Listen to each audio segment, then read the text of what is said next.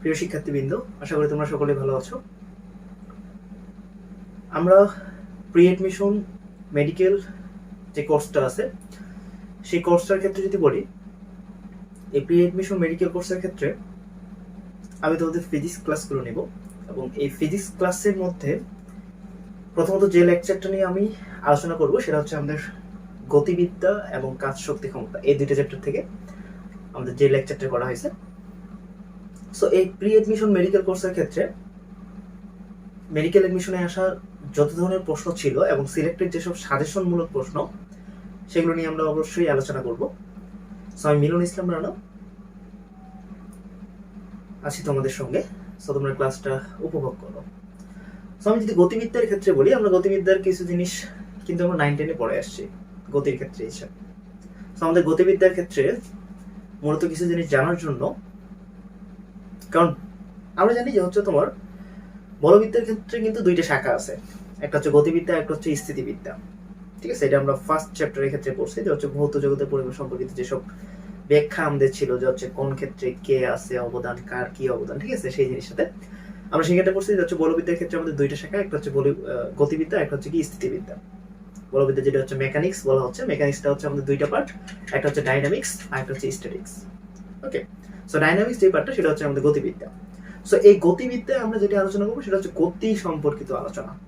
অর্থাৎ আমি এইখান থেকে একটু হাঁটে যাচ্ছি, এই যে আমি যে হাত পা যে নাড়াচ্ছি, এটা কিন্তু গতিবিদ্যার মধ্যে পড়তেছে। ঠিক আছে, সো এটা হচ্ছে কি আমার গতিবিদ্যার অভ্যন্তরে পড়বে। এই যে আমি যে হাত যে নাড়াচ্ছি, এখন এই যে আমি যে হাত যে নাড়াচ্ছি, এটা আমি কোন কাঠামোতে থেকে নাড়াচ্ছি? আমার কিন্তু এই জগতে আমি দ্বিমাত্রিক একটা কাঠামোতে থেকে, অর্থাৎ আমি এই ক্ষেত্রে যে হচ্ছে আমি একটা দ্বিমাত্রিক, অর্থাৎ দৈর্ঘ্য প্রস্থ হিসেবে আমি এটিকে হাতে নাড়াচ্ছি। দ্যাট মিনস আমার এই যে গতিটা, এটা কি হবে, যে হচ্ছে আমার দ্বিমাত্রিক প্রসঙ্গ গতি হিসেবে কাউন্ট হবে, অর্থাৎ দ্বিমাত্রিক গতি। রাইট, ঠিক আছে। আবার ধরো একটা যদি হচ্ছে তোমার পোকা যদি উড়ে গেল, একটা পোকা উড়ে গেল, অর্থাৎ একটা তেলা পোকা উড়তে থাকতেছে, এখন তুমি সেটা দেখে কি ভয় পেয়ে গেলা, তুমি দিলে একটা লাফ। সো তোমার এই যে তেলা পোকা যে উঠতেছে, তেলা পোকার যেটা গতি সেটা হচ্ছে তোমার কি ত্রিমাত্রিক গতি, আর তুমি যে লাফাই দিলা তোমার গতি কি দ্বিমাত্রিক গতি। রাইট, ঠিক আছে, এই জিনিসটা। আবার তুমি যদি এরকম করো, যেটা ধরো তুমি একটা ধরো ফুটবলে ধরো কিক মারছো, ফুটবলটা এখন যে গতিতে চলতেছে সেটা হচ্ছে তোমার কি দ্বিমাত্রিক গতি। সো আমার এই জিনিসগুলো কিন্তু জানা রাখতেছে। ঠিক আছে, এইটাই আর কি। আচ্ছা, সো আমার এই গতিবিদ্যার আলোচনার ক্ষেত্রে প্রথমে যেটা জানা রাখতেছে হচ্ছে প্রসঙ্গ কাঠামো। এখন প্রসঙ্গ কাঠামো জিনিসটা কি? আমি একটা কাঠামো একটা স্থির করতেছি, যে কাঠামোর সাপেক্ষে আমি সবকিছু আলোচনা করতেছি। যেমন ধরো এই ভৌত জগতে আমার তিনটা মাত্রা আছে, তিনটা অক্ষ, অর্থাৎ এক্স অক্ষ, ওয়াই অক্ষ, জেড অক্ষ। সো এই যে ত্রিমাত্রিক একটা স্থানাঙ্ক ব্যবস্থার মাধ্যমে আমি সবকিছু বিবেচনা করতেছি, এই কাঠামোটাকে আমি বলতেছি কি প্রসঙ্গ কাঠামো। সো এই প্রসঙ্গ কাঠামোর মধ্যে অবশ্যই দুইটা ভাগ আছে, একটা হচ্ছে কি জড় প্রসঙ্গ কাঠামো, অন্যটা কি অজড় প্রসঙ্গ কাঠামো। সো জড় প্রসঙ্গ কাঠামো যেটা, সেটার ক্ষেত্রে কি হয়, কোনো ধরনের আমরা ত্বরণ বা বন্ধন আলোচনা করবো না, সেটা হচ্ছে কি আমার জড় প্রসঙ্গ কাঠামো। কোনো ধরনের ত্বরণ বা বন্ধন আলোচনা করবো না, সেই জড় প্রসঙ্গ কাঠামোতে কি হয়, আমার নিউটনের সূত্রগুলো প্রযোজ্য হয়। আর অজড় প্রসঙ্গ কাঠামো যেটা, সেই ক্ষেত্রে আমি কি ত্বরণ, বন্ধন, বেগ ও সমবেগ সবকিছু আলোচনা করবো, এবং এই ক্ষেত্রে কি নিউটনের সূত্রগুলো প্রযোজ্য হয় না। এটা গেলো আমার কাঠামোর ক্ষেত্রে। এখন যদি আমি দেখি প্রসঙ্গ কাঠামোর ক্ষেত্রে, আমি গতি আমার কি তিন প্রকার, একমাত্রিক গতি, দ্বিমাত্রিক গতি, ত্রিমাত্রিক গতি। একমাত্রিক গতিটা কি, হচ্ছে আমি একটা সুতা দিয়ে, ঠিক আছে, আমি একটা লাইন বরাবর গতি, সেটা হচ্ছে কি তোমার কি একমাত্রিক গতি। মানে জিনিসটা এরকম হইতে পারে যে হচ্ছে তোমার ধরো একটা সুতা ঝুলাই দিছো, এই সুতার মধ্যে দিয়ে এখন কি পিঁপড়া যাচ্ছে, সো এই গতিটা কি একমাত্রিক গতি। অর্থাৎ সরল রেখা বরাবর যে গতিটা হবে সেটাই কি হচ্ছে আমার একমাত্রিক গতি। ধরো হচ্ছে তোমাকে এইভাবে বলতে পারে যে হচ্ছে সেনাবাহিনীর কিছু সৈনিক, তারা কি হচ্ছে সরল রেখা বরাবর হেঁটে চলতেছে, সো তাদের গতিটা কি একমাত্রিক গতি। সিম্পলি, অর্থাৎ তোমার সরলরেখা বরাবর গতি হলে সেটা কি আমার একমাত্রিক গতি। ঠিক আছে, আচ্ছা, এখন কি আসলে হচ্ছে তোমার দ্বিমাত্রিক গতি। আবার আরেকটা জিনিস বলি, একমাত্রিক গতি কিন্তু মুক্ত হবে, পরন্ত বস্তুর গতিটাও কিন্তু একমাত্রিক হয়, অর্থাৎ একটা লাইনে পড়তে থাকে, সেটা হচ্ছে তোমার কি একমাত্রিক গতি। ঠিক আছে, দ্বিমাত্রিক গতি কি ফুটবলের গতি। এই যে কিছুক্ষণ আগে বলছি, তার হচ্ছে তুমি একটা ফুটবলকে কিক মারছো, ফুটবলটা এখন যে গতির মধ্যে বিচরণ করতে সেটা হচ্ছে তোমার কি দ্বিমাত্রিক গতি। ঠিক আছে, আবার ত্রিমাত্রিক গতি হচ্ছে কি উড়ন্ত বস্তুর গতি। ঠিক আছে, এটাও আমি প্রথমত ব্যাখ্যা করে নিচ্ছি। আচ্ছা, সো এগুলো ছিল প্রাথমিক আলোচনা। এরপর যেটা ছিল যে হচ্ছে আমার পরম এবং আপেক্ষিক। এখানে এই দুনিয়ায়, এই পৃথিবীতে পরম বলতে কিছু নাই, সবকিছু কি আপেক্ষিক। ঠিক আছে, পরম স্থিতি বা পরম গতি বলতে কিছু নেই, সবকিছু কি আপেক্ষিক। কেন? পরম স্থিতি বা পরম গতি কি বুঝে? যেটা তোমার জিনিসটা কি একবারে স্থির বা একবারে গতিশীল, সেটা হচ্ছে তোমার কি পরম স্থিতি বা পরম গতি। আপেক্ষিক মানে কি, হচ্ছে একটা সাপেক্ষে আরেকটা গতিশীল, একটা সাপেক্ষে আরেকটা স্থির, এটা হচ্ছে তোমার কি আপেক্ষিক। কারণ ভাই পৃথিবীও তো ঘুরতেছে, পৃথিবী ঘুরতেছে না? সো পৃথিবীর সাপেক্ষে যখন আমি অন্য একটা বস্তুর গতি হিসাব করতে তখন সেটা কি আপেক্ষিক গতি। পৃথিবীর সাপেক্ষে যখন অন্য একটা বস্তু স্থির কাউন্ট করতে তখন সেটা কি স্থির, আপেক্ষিক স্থির। ঠিক আছে, আপেক্ষিক স্থিতি বলছে জিনিসটা এরকম। অর্থাৎ আমার এই দুনিয়ায় কোনো কিছু পরম নাই, সবকিছু কি আপেক্ষিক। ঠিক আছে, এই যে আমি তুমি বেঁচে আছি এটা কি আপেক্ষিক, একটা সময় পর আমাদেরকেও চলে যাওয়া লাগবে। ঠিক আছে, এই জিনিসটা আর কি। আচ্ছা, সো এইখানে আমাদের এই চ্যাপ্টারের ক্ষেত্রে এত যে টপিকসগুলো আসে, যে হচ্ছে তোমার বিভিন্ন গতি সংক্রান্ত বিভিন্ন রাশি থাকে, সেই রাশিগুলোর হচ্ছে আমাদের যাচ্ছে ধারণা। যেমন গতি সম্পর্কিত রাশি যদি বলি, যেমন তোমার প্রথমেই থাকে যে হচ্ছে দ্রুতি, বেগ। ঠিক আছে, দ্রুতি হচ্ছে আমার কি ধরনের রাশি? আচ্ছা, প্রথমে যদি আসি আমি, যে হচ্ছে একবারই প্রথম থেকে দূরত্ব, তারপর কি আসি যে হচ্ছে তোমার সরণ। এই দূরত্ব আর সরণ আগে আসি। দেখো, দূরত্বটা হচ্ছে কি আমার, যে হচ্ছে যে কোনো দিকে অবস্থানের পরিবর্তন, সেটা হচ্ছে কি আমার দূরত্ব। আর একটা নির্দিষ্ট দিকে অবস্থানের পরিবর্তন, সেটা হচ্ছে কি আমার সরণ। সরণ হচ্ছে কি আমার ভেক্টর রাশি, আর দূরত্ব হচ্ছে কি আমার স্কেলার রাশি। ঠিক আছে, সো আমার দূরত্ব হচ্ছে কি স্কেলার রাশি, আর সরণ হচ্ছে কি আমার ভেক্টর রাশি। এখন কথা হলো, আমরা স্কেলার রাশি ভেক্টর রাশি পড়ছি, এই স্কেলার যে রাশিটা, স্কেলার রাশিগুলো কিন্তু বীজগাণিতীয় ভাবে যোগফল করা যায়, যোগ বিয়োগ করা যায়। যেমন ধরো 5+2, 5+2, 5-2, 3, 5+2, 7। ঠিক আছে, 5/2, মানে এগুলো করতে পারবো। স্কেলার রাশি মানে কি, হচ্ছে জাস্ট একটা মান বোঝাবে। ভেক্টর রাশি মানে কি, তার মান এবং দিক দুইটাই আছে। সো ভেক্টর রাশিকে আমি সরি বীজগাণিত হিসাবে কিন্তু যোগ বিয়োগ করতে পারবো না। ঠিক আছে, এই জিনিসটা আর কি। দেন আমরা একটা জিনিস করছি, ধরো হচ্ছে তোমার এটা যদি একটা বৃত্ত হয়, এই বৃত্তের ক্ষেত্রে ধরো বললাম যে হচ্ছে এ বিন্দু এটা।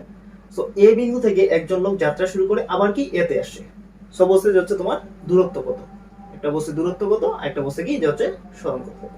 সো দূরত্ব কত আমার, এই যে এ বিন্দু থেকে যাত্রা শুরু করে আবার এই বিন্দুতে আসছে, সো এটা যেহেতু একটা বৃত্তাকার অংশ, তাহলে আমার কি এটা কি, তাহলে বৃত্তের পরিধি অবস্থায় যাচ্ছে। দ্যাট মিন্স দূরত্ব কত, 2πr, অর্থাৎ বৃত্তের পরিধি। এটা কি আমার যত দূরত্ব, অর্থাৎ এ বিন্দু থেকে যাত্রা শুরু করে আবার কি এ বিন্দুতে আসতেছে, দ্যাট মিন্স এটা কি আমার তার দূরত্ব, তাহলে কি 2πr। এখন যদি সে এ বিন্দু থেকে যাত্রা শুরু করে আবার এ বিন্দুতে আসে, সেক্ষেত্রে যদি বলা হয় সরণ। সরণ মানে কি, সরণটা হিসাব করা হয় যাত্রাপথের আদি বিন্দু থেকে শেষ বিন্দুর গাণিতিক যে দূরত্বটা। ঠিক আছে, অর্থাৎ যাত্রাপথের আদি বিন্দু থেকে শেষ বিন্দুর যে দূরত্বটা, সেটাই কি আমার সরণ। সো যাত্রাপথের আদি বিন্দু ছিল এ, শেষ বিন্দু এ, দূরত্ব কত, তাদের মধ্যকার দূরত্ব কত, 0। দ্যাট মিন্স আমার তাহলে এই এ থেকে আবার এতে আসলে সরণ 0, কিন্তু দূরত্ব কত, 2πr। আবার যদি বলা হয় ধরো এখানে ধরো বি একটা দিছে, ঠিক আছে, যা হচ্ছে ঠিক অর্ধেক অবস্থায়। সো বলছে যাচ্ছে তোমার এ থেকে বি তে গেলে কি হবে, দূরত্ব কত, এই যে এটার অর্ধেক, দ্যাট মিন্স পাইয়ার। দূরত্ব তাহলে কত, পাইয়ার। এ থেকে বি তে গেছে, তার মানে কি পাইয়ার। আবার যদি সরণ যদি হিসাব করি, সরণ তাহলে কি, যাত্রাপথের আদি বিন্দু থেকে শেষ বিন্দুর যে মধ্যকার দূরত্ব, তার মানে এ থেকে বি এর দূরত্বটা কত, 2r, তার মানে এর কি বেস, তাহলে কি 2r। ঠিক আছে, সো এই প্রশ্নগুলো এগুলো কিন্তু তোমরা ছোটবেলায় পড়ে আসছো, সেইগুলো আর বড় দরকার নেই। আচ্ছা, এখন এইখান থেকে কি ধরনের প্রশ্ন হতে পারে? এগুলো প্রশ্ন তো এক ধরনের থাকে, এটা তো হচ্ছে ছোটবেলার অঙ্ক, এগুলো করছো। এখন তো তোমার জিনিসটা এরকম বললো। এখন আমরা দিকের ক্ষেত্রে আসি। আমরা এই দিক হিসেবে কি জানি, এটা ইস্ট, এটা ওয়েস্ট, এটা নর্থ, এটা কি আমার সাউথ। ঠিক আছে, তো তাহলে তোমাকে বললো কোন একজন ব্যক্তি সূর্যোদয়ের দিকে, সূর্যোদয় কোন দিকে হয়, পূর্বের দিকে হয়। ঠিক আছে, সাপোজ সূর্যোদয়ের দিকে 3 মিটার হাঁটলো। ঠিক আছে, বলছে কোন একজন ব্যক্তি সূর্যোদয়ের দিকে 3 মিটার হাঁটলো। এরপর কি বলছে, যে হচ্ছে তোমার উত্তর দিকে 4 মিটার হাঁটলো। তারপর কি বলছে, যে হচ্ছে 3 মিটার হাঁটার পর কি বলছে, উত্তর দিকে 4 মিটার হাঁটলো। তাহলে বলছে যে হচ্ছে তার দূরত্ব এবং সরণ কত। সো দূরত্ব কত, টোটাল দূরত্ব অতিক্রম করছে কত, 3 আর 4 7 মিটার, দূরত্ব 7 মিটার। সরণ কত, আদি বিন্দু থেকে শেষ বিন্দুর যে যোগফল দূরত্বটা। তাহলে এখানে তাহলে কত হয়, সো এটা একটা কি সমকোণী ত্রিভুজ, তাহলে 4 আর 3 4 স্কয়ার প্লাস 3 স্কয়ার কত হয়, √25। সো √25 মানে কত, 5। তার মানে তাদের সরণটা কত, 5 মিটার। আবার দূরত্বটা কত, 7 মিটার। এখন যদি বলা হয় এরকম প্রশ্ন, যে হচ্ছে কোনো একজন ব্যক্তি উত্তর পূর্ব দিকে 5 মিটার হাঁটলো, তোমাকে কি বলছে, যে হচ্ছে কোনো একজন ব্যক্তি উত্তর পূর্ব দিকে 5 মিটার। এখন দেখো আমার প্রশ্ন হচ্ছে, তোমাকে যদি বলা হয় উত্তর পূর্ব, দ্যাট মিন্স কি এখানটা হয় উত্তর পূর্ব, তার মানে কি তাদের মধ্যবর্তী কোণগুলো কত হয় 45 ডিগ্রি করে, ঠিক আছে, এটা কিন্তু মাথায় রাখা লাগবে। উত্তর পূর্ব তার মানে 45। আবার যদি বলা হয় যে হচ্ছে তোমার উত্তর পশ্চিম, তার মানে কি এদিকে হবে, ঠিক আছে। তারপর যদি বলা হয় যে হচ্ছে তোমার দক্ষিণ পশ্চিম, তার মানে কি এদিকে 45। আবার যদি বলা হয় যে হচ্ছে পূর্ব দক্ষিণ পূর্ব, তার মানে কি এদিকে হবে, ঠিক আছে। তো আমার প্রশ্নটা বলছে কি, কোন একজন ব্যক্তি উত্তর পূর্ব দিকে 5 মিটার হাঁটলো, তাহলে আমি কি উত্তর পূর্ব দিকে 5 মিটার হাঁটলো, এরপর কি বলছে তার যাত্রা পথের, এরপর কি করছে যে হচ্ছে দক্ষিণ দিকে, মানে 5 মিটার হাঁটার পর সে কি করছে যে হচ্ছে দক্ষিণ দিকে 4 মিটার হাঁটছে, দক্ষিণ দিকে তার মানে কি নিচের দিকে, তার মানে কি দক্ষিণ দিকে কি বলছে যে হচ্ছে 4 মিটার হাঁটছে। তাহলে এখন আমাকে বলছে এই ক্ষেত্রে তাহলে দূরত্ব কত এবং তাদের মধ্যবর্তী সরণ কত, তাহলে দূরত্ব কত 5 আর 4 9 মিটার, সরণ কত আদি বিন্দু এবং শেষ বিন্দুর মধ্যকার দূরত্ব, সো কি হবে 3 মিটার, ব্যাস সহজ হিসাব। তার মানে উত্তর পূর্ব দক্ষিণ পূর্ব যেটাই বলুক, সো এই হিসেবে কিন্তু আমাকে চিত্রটা এঁকে অঙ্কটা সলভ করে লাগবে, ঠিক আছে। সো এই ধরনের প্রশ্ন কিন্তু আমাদের মেডিকেলে কিন্তু চলে আসে। এরপর যে জিনিসটা আসি, আমার তো গেল যে হচ্ছে দূরত্ব সরণ, এখন কথা হলো যে হচ্ছে দূরত্বের একক কি, দূরত্ব মানে কি দৈর্ঘ্য। এখন আমি কি জানি, দৈর্ঘ্যের ক্ষেত্রে একক হচ্ছে কি আমার মিটার, আর মাত্রা হচ্ছে কি আমার এল, লেন্থ। তার মানে যত ধরনের দৈর্ঘ্য আছে একক কি হবে মিটার, মাত্রা হবে কি লেন্থ। এখন আমার এককের ক্ষেত্রে কয়েকটা পদ্ধতি আছে, MKS, metre, kilogram, second, FPS, foot, pounder, second, CGS, centimetre, gram, second. So আমার এই জিনিসটা কিন্তু জানা লাগতেছে, ঠিক আছে। আচ্ছা, সো এই হিসাবে জানা লাগতেছে, দ্যাট মিন্স আমার দৈর্ঘ্যের একক মিটার, মাত্রা হচ্ছে কি আমার এল, তাহলে কি দূরত্ব এক ধরনের তো দৈর্ঘ্য, তাহলে আমার একক কি হবে মিটার, মাত্রা কি হবে এল, সরণ কি একক কি হবে মিটার, মাত্রা কি হবে এল, ঠিক আছে এই জিনিসটা। এখন আমার এসআই পদ্ধতিতে একক বা এমকেএস পদ্ধতিতে একক মিটার, কিন্তু সিজিএস হলে কি হবে সেন্টিমিটার, আবার এফপিএস পদ্ধতি হলে কি হবে ফুট, তখন কিন্তু আলাদা আলাদা হিসাব, ঠিক আছে এই জিনিসটা কি আমার। আচ্ছা, এরপর গেল আমার দূরত্ব সরণ গেল, এরপর আসি হচ্ছে তোমার বেগ দ্রুতি। দ্রুতি যেটা সেটা হচ্ছে কি আমার স্কেলার রাশি, দ্রুতিটা হচ্ছে কি আমার যে হচ্ছে স্কেলার রাশি, অর্থাৎ দূরত্ব বাই সময় সেটা হচ্ছে কি আমার স্কেলার দ্রুতি, ঠিক আছে। আর বেগ যেটা সেটা হচ্ছে কি আমার যে হচ্ছে ভেক্টর রাশি, যে হচ্ছে সরণ বাই সময়, সেটা হচ্ছে কি আমার বেগ। তাহলে বেগ হচ্ছে ভেক্টর রাশি, দ্রুতি হচ্ছে আমার কি স্কেলার রাশি, তার মানে কি এটা তাহলে আমার কি যে হচ্ছে সরণ বাই সময়, আর এটা হচ্ছে কি আমার যে হচ্ছে তোমার দূরত্ব বাই সময়, দূরত্ব বাই সময়, সেটা হচ্ছে কি আমার যে হচ্ছে দ্রুতি, ঠিক আছে এই জিনিসটা। এখন তাহলে এখানে তাহলে বেগের তাহলে একক কি হবে সরণ বাই সময়, তার মানে সরণ, সরণ মানে কি দৈর্ঘ্য, দৈর্ঘ্যের একক কি মিটার, তার মানে মিটার, এখন সময়, এখন আসে যে হচ্ছে সময়, সময়ের ক্ষেত্রে একক হচ্ছে কি আমার সেকেন্ড, আর মাত্রা কি টি, ভরের ক্ষেত্রে একক হচ্ছে কি আমার কেজি, মাত্রা কি এম, ঠিক আছে এই জিনিসগুলো কিন্তু জানা লাগতেছে আমার। সো এই তিনটা জিনিস জানলে এখানে ইজি আমার সবকিছু। দ্যাট মিন্স আমার সরণ বাই সময়, তার মানে কি এল ভাগ টি, মাত্রা তাহলে কি হচ্ছে এল টি ইনভার্স 1, এটা ক্ষেত্রে এরকম এল টি ইনভার্স 1।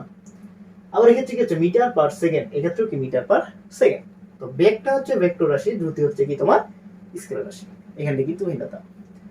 বেগের মধ্যে কি আছে সমবেগ আছে, অসমবেগ আছে। সমবেগ কোনটা, ওই যে শব্দের বেগ যেটা, সেটা হচ্ছে কি আমার সমবেগ, আর অসমবেগ কি যে রাস্তাঘাটে চলাচল করি আমরা, এটা হচ্ছে কি অসমবেগ, ঠিক আছে। আচ্ছা এই জিনিসটা, আর এটা হচ্ছে কি আমার ঠিক একইভাবে দ্রুতির মধ্যে কি আছে সমদ্রুতি আছে, অসমদ্রুতি আছে, ঠিক আছে এই জিনিসটা কি আমার। আচ্ছা, এরপর যে জিনিসটা আসে যে হচ্ছে তোমার ত্বরণ,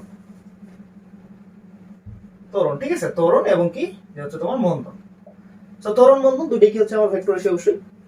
তো এখানে ত্বরণের ক্ষেত্রে যেটা যে হচ্ছে আমার ত্বরণের ক্ষেত্রে কি যে হচ্ছে বেগ বাই সময়, ঠিক আছে। সো বেগ বাই সময়, বেগ আমরা কি পড়ছি মিটার পার সেকেন্ড, সময় হচ্ছে কি সেকেন্ড, তার মানে কি ত্বরণের ক্ষেত্রে তাহলে একক কি হবে মিটার পার সেকেন্ড স্কয়ার। ত্বরণ হচ্ছে তোমার কি ধনাত্মক, আর ঋণাত্মক ত্বরণ যেটা সেটাই কিন্তু আমার কি মন্দন, ঠিক আছে। আবার পশ্চাৎ বেগ, আবার বেগ একটা অন্যটা কিন্তু মাইনাস জাস্ট, এটা কিন্তু আমরা করে আসছি। সো আমার এই যে ত্বরণ যেটা, তাহলে ত্বরণ কিভাবে পরিমাপ করা হয় অ্যাক্সেলারোমিটার দ্বারা।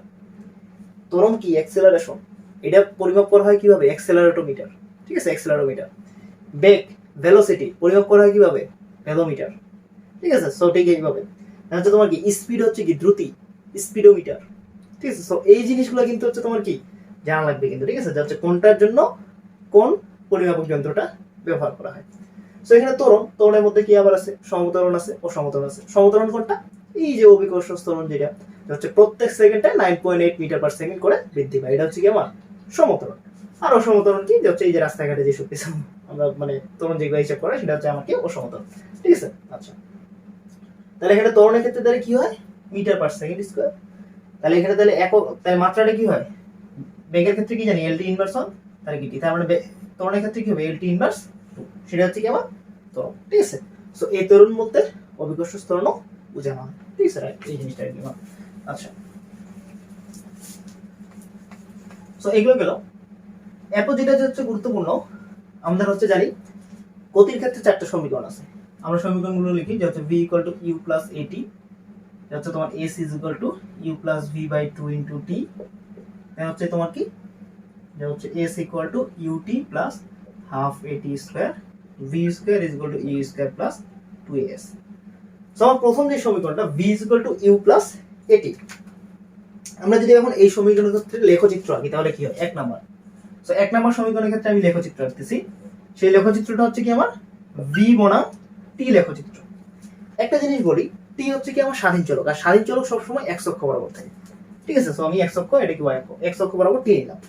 এখন দেখো আমাকে কি বলছে, v বনাম t, তাহলে t টা কোন দিকে আছে, x অক্ষ, তার মানে এটা x লিখবো। v টা কোন দিকে আছে, y, তার মানে y = u + ax, এটা লিখে ফেলে। আমরা গণিতে একটা সমীকরণ করছি জ্যামিতির ক্ষেত্রে, যে হচ্ছে y = mx + c, তাহলে এই এটা তাহলে কি আমার m মানে ঢাল, এই ইউটা তাহলে কি আমার c। সো এই c টা কোন দিকে হয়, যে হচ্ছে y অক্ষের ধনাত্মক দিকে খণ্ডিতাংশ, এটা হচ্ছে কি আমার c। সো এখান থেকে তার মানে c টা তাহলে কি আমার u, আর এই যে ঢালটা, এই ঢালটা তাহলে কি আমার a, ব্যাস সহজ হিসাব। তার মানে আমার এই যে v = u + at যেটা, সেটা হচ্ছে কি আমার এই ধরনের সমীকরণ। এখন যদি তোমার যদি ইউটা যদি না থাকে, তার মানে ইউ অর্থাৎ আদিবেগ যদি স্থির হয়, ঠিক আছে, আদিবেগ যদি শূন্য হয়, সেক্ষেত্রে কি v = at, তার মানে কি y = mx, y = mx হলে কি হয়, মূল বিন্দুগামী সরলরেখা, সহজ হিসাব। সেক্ষেত্রে ঢালটা কি, অর্থাৎ v বনাম t লেখচিত্রে ঢাল তাহলে কি আমার ত্বরণ, ঠিক আছে, এই জিনিসটা। আচ্ছা, এটা গেল। এখান থেকে তাহলে আমি কি লিখতে পারি, v সমানুপাতিক t, কেন, কারণ আমার এই যে ত্বরণটা যেটা অর্থাৎ ঢালটা যেটা, সেটা কি আমার ধ্রুবক, কনস্ট্যান্ট। সো আমার কি v সমানুপাতিক t হয়ে যায়, ঠিক আছে, এই জিনিসটা। এরপর আসো s = u + v/2 * t। So এই যে u + v/2 যেটা, সেটাকে আমার কি বলা হয়, এই যে u + v/2 সেটা হচ্ছে কি আমার গড় বেগ বা v। সো আমি এখান থেকে একটা সূত্র লিখতে পারি, s = vt, অর্থাৎ সমবেগে অতিক্রান্তর ক্ষেত্রে সূত্রটা যেটা, s = vt। অর্থাৎ তোমাকে যদি বলা হয় s বনাম t লেখচিত্র, s বনাম t লেখচিত্র, কারণ কি বলছে, t স্বাধীন চলক, সব সময় কি x অক্ষের দিকে হবে। তাহলে আমার s বনাম t লেখচিত্র হলে এর যে ঢালটা হবে সেটা কি হবে, v সমবেগ, সহজ হিসাব। তার মানে s বনাম t যদি বলা হয় সরণ বনাম সময় লেখচিত্রের ঢাল, তাহলে কি বেগ, ঠিক আছে, সমবেগ, এই জিনিসটা কি তাহলে আমার হয়ে গেল। আচ্ছা, এরপর আসো 3 নম্বর সমীকরণ, s = ut + ½ at²। সো এখন দেখো, আমার যদি আদিবেগ যদি স্থির হয়, অর্থাৎ স্থির অবস্থায় যদি চালনা শুরু করে, তার মানে আমার তাহলে কি আছে, s ½ at², ঠিক আছে, ½ at²। তার মানে এখানে তাহলে কি হয় জিনিসটা দেখো, 2s, তার মানে দেখো আমি জিনিসটা তাহলে কি করলাম, যে হচ্ছে টিটা কি স্বাধীন চলক, তার মানে কি সবসময় x অক্ষের দিকে থাকবে। আচ্ছা, x অক্ষের দিকে নিছি, s টা কি এদিকে, তাহলে s বনাম t যদি এই লেখচিত্রটা যদি হিসাব করি, তাহলে কি হয় দেখো, s বনাম t তাহলে আমার কি হয়, তাহলে t², দ্যাট মিন্স x² কি, তাহলে এই s টা কি আমার y। সো এই যে a, তার মানে কি এই জিনিসটা তাহলে এইদিকে আসলো, তাহলে তোমার 2y/a, এই জিনিসটা আসলো, ঠিক আছে। তার মানে x²। সো দেখো জিনিসটা আমার x² = 4ay, এই ধরনের একটা সমীকরণ পড়া ছিল আশা করি, ঠিক আছে। এই ধরনের সমীকরণ তোমরা হচ্ছে কনিক্সের ক্ষেত্রে পড়ছো, x² = 4ay, y² = 4x, তখন কিসের সমীকরণ হয়, পুনরাবৃত্তের, ঠিক আছে। আচ্ছা, সো x² = 4ay এর ক্ষেত্রে এই ধরনের সমীকরণ হয়, আর y² = 4x এর ক্ষেত্রে এদিকে, ঠিক আছে, এটা হচ্ছে কি y² = 4x। আরেকটা জিনিস বলি, এটা মনে রাখার ক্ষেত্রে, যার ক্ষেত্রে এক ঘাত থাকবে তার দিকে মুখ থাকবে, অর্থাৎ তার দিকে চলে যাবে সমীকরণটা, ঠিক আছে। এই যেমন y এরটা কি এক ঘাত আছে, তার মানে কি এই যে y এর দিকে উঠে যাচ্ছে, যদি x এর এক ঘাত থাকতো তাহলে কি x এর দিকে, এই যে y² = 4x, ঠিক আছে। সো আমার কি তাহলে s বনাম t যদি লেখচিত্র বলে, তাহলে আমার কি এই সমীকরণটা হবে, ঠিক আছে। ঠিক আছে, তার মানে কি লেখচিত্র তারিখ কি আমার এটা, ঠিক আছে। সেই ক্ষেত্রে কি আমার এস সমানুপাতিক টি স্কয়ার, এই ক্ষেত্রে আমার কি লেখচিত্র এটা হয়ে যায়, ঠিক আছে। এই জিনিসটা এটা কিন্তু গুরুত্বপূর্ণ। এরপরে সব আমাকে যদি বলা হয় এই যে চতুর্থ সমীকরণ, এই ক্ষেত্রে যদি আণবিক যদি স্থির হয় V square is equal two তাহলে কি ভি স্কয়ার 2as, তো আমি এখন করব কি হচ্ছে তোমার s বনাম v নেই, সো s বনাম v যদি নেই তাহলে আমার কি হয়, তার মানে এখানে তোমার s সমানুপাতিক v স্কয়ার টার্ম চলে আসে। দ্যাট মিন্স আমি যদি তাহলে এখানে কি লিখতে পারি x square is equal two কি 2ay, মানে 4ay আকারে, ওই যে আবার কি আগে শুনুন মানে কি এই জিনিসটা, ঠিক আছে। সঠিক, তোমরা এইভাবে সবকিছুই করতে পারবে আশা করি। সো এটা গেল কি আমার লেখচিত্র পাস হয়ে গেল, ঠিক আছে। আচ্ছা, এরপর যদি আসি আমরা গতি সমীকরণগুলো, গতি সমীকরণগুলো কিন্তু আমাদের চেঞ্জ হয়, যে হচ্ছে আমরা যদি হচ্ছে নিচ থেকে উপরের দিকে ফেলি নিক্ষিপ্ত বস্তু, তার হচ্ছে পড়ন্ত বস্তু, এগুলোর ক্ষেত্রে কি আমাদের চেঞ্জ হয়, এগুলো তোমরা জানো, সেটা আর করতেছি না। কারণ নিক্ষিপ্ত বস্তুর ক্ষেত্রে কি হয় যে হচ্ছে আমার ইউ মাইনাস, ঠিক আছে, যে হচ্ছে আমার ত্বরণটা তখন কি হয় নেগেটিভ হয়ে যায়, ঠিক আছে, এটা তোমরা জানো। আচ্ছা, এরপর আসি হচ্ছে আমাদের পড়ন্ত বস্তুর গতি। পড়ন্ত বস্তুর গতি কয়টা আছে? তিনটা। পড়ন্ত বস্তুর সূত্র কয়টা? তিনটা, ঠিক আছে। আচ্ছা, তো পড়ন্ত বস্তুর এই যে সূত্রগুলো, এই সূত্রগুলো দেন কে? গ্যালিলিও, কিন্তু প্রমাণ করে কে? নিউটন। এটা কিন্তু মাথায় রাখবে। পড়ন্ত বস্তুর সূত্র দিচ্ছে গ্যালিলিও, কিন্তু প্রমাণ করছে কি? নিউটন।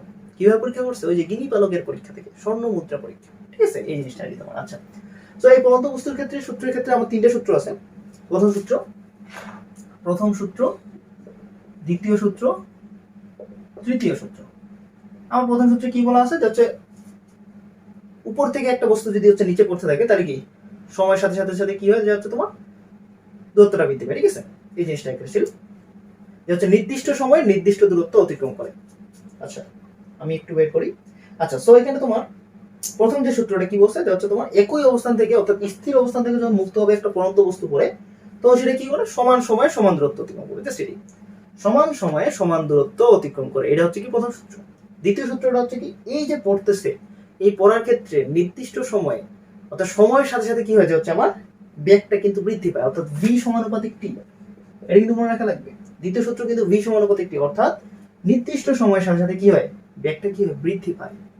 তৃতীয় সূত্র যেটা, সেটা কি তোমার এই যে পড়ন্ত বস্তু যে পড়তেছে, অর্থাৎ মুক্তভাবে যে পড়তেছে, এই বস্তুটার ক্ষেত্রে যে হচ্ছে তোমার উচ্চতা কি হবে? সবসময় কি হচ্ছে? টি এর বর্গের সমানুপাতিক, অর্থাৎ কি এইচ হচ্ছে কি সমানুপাতিক টি স্কয়ার। এটা কিন্তু আমার কি তৃতীয় সূত্র। সব প্রথম সূত্র কি নির্দিষ্ট সময়ে নির্দিষ্ট দূরত্ব অতিক্রম, অর্থাৎ সময়ের সঙ্গে সঙ্গে কি দূরত্ব অতিক্রম করে। আচ্ছা, দ্বিতীয় সূত্র কি? এটা হচ্ছে আমার যে বেগটা হয়, এই অতিক্রান্ত যে বেগটা, সেটা কি সময়ের সমানুপাতিক, সময় বাড়লে বেগও বাড়ে। তৃতীয় সূত্র কি? এই যে উচ্চতাটা, পরন্ত বস্তুর ক্ষেত্রে যে উচ্চতা, সেটা কি আমার সময়ের বর্গের সমানুপাতিক, ঠিক আছে, এই জিনিসটা। আচ্ছা,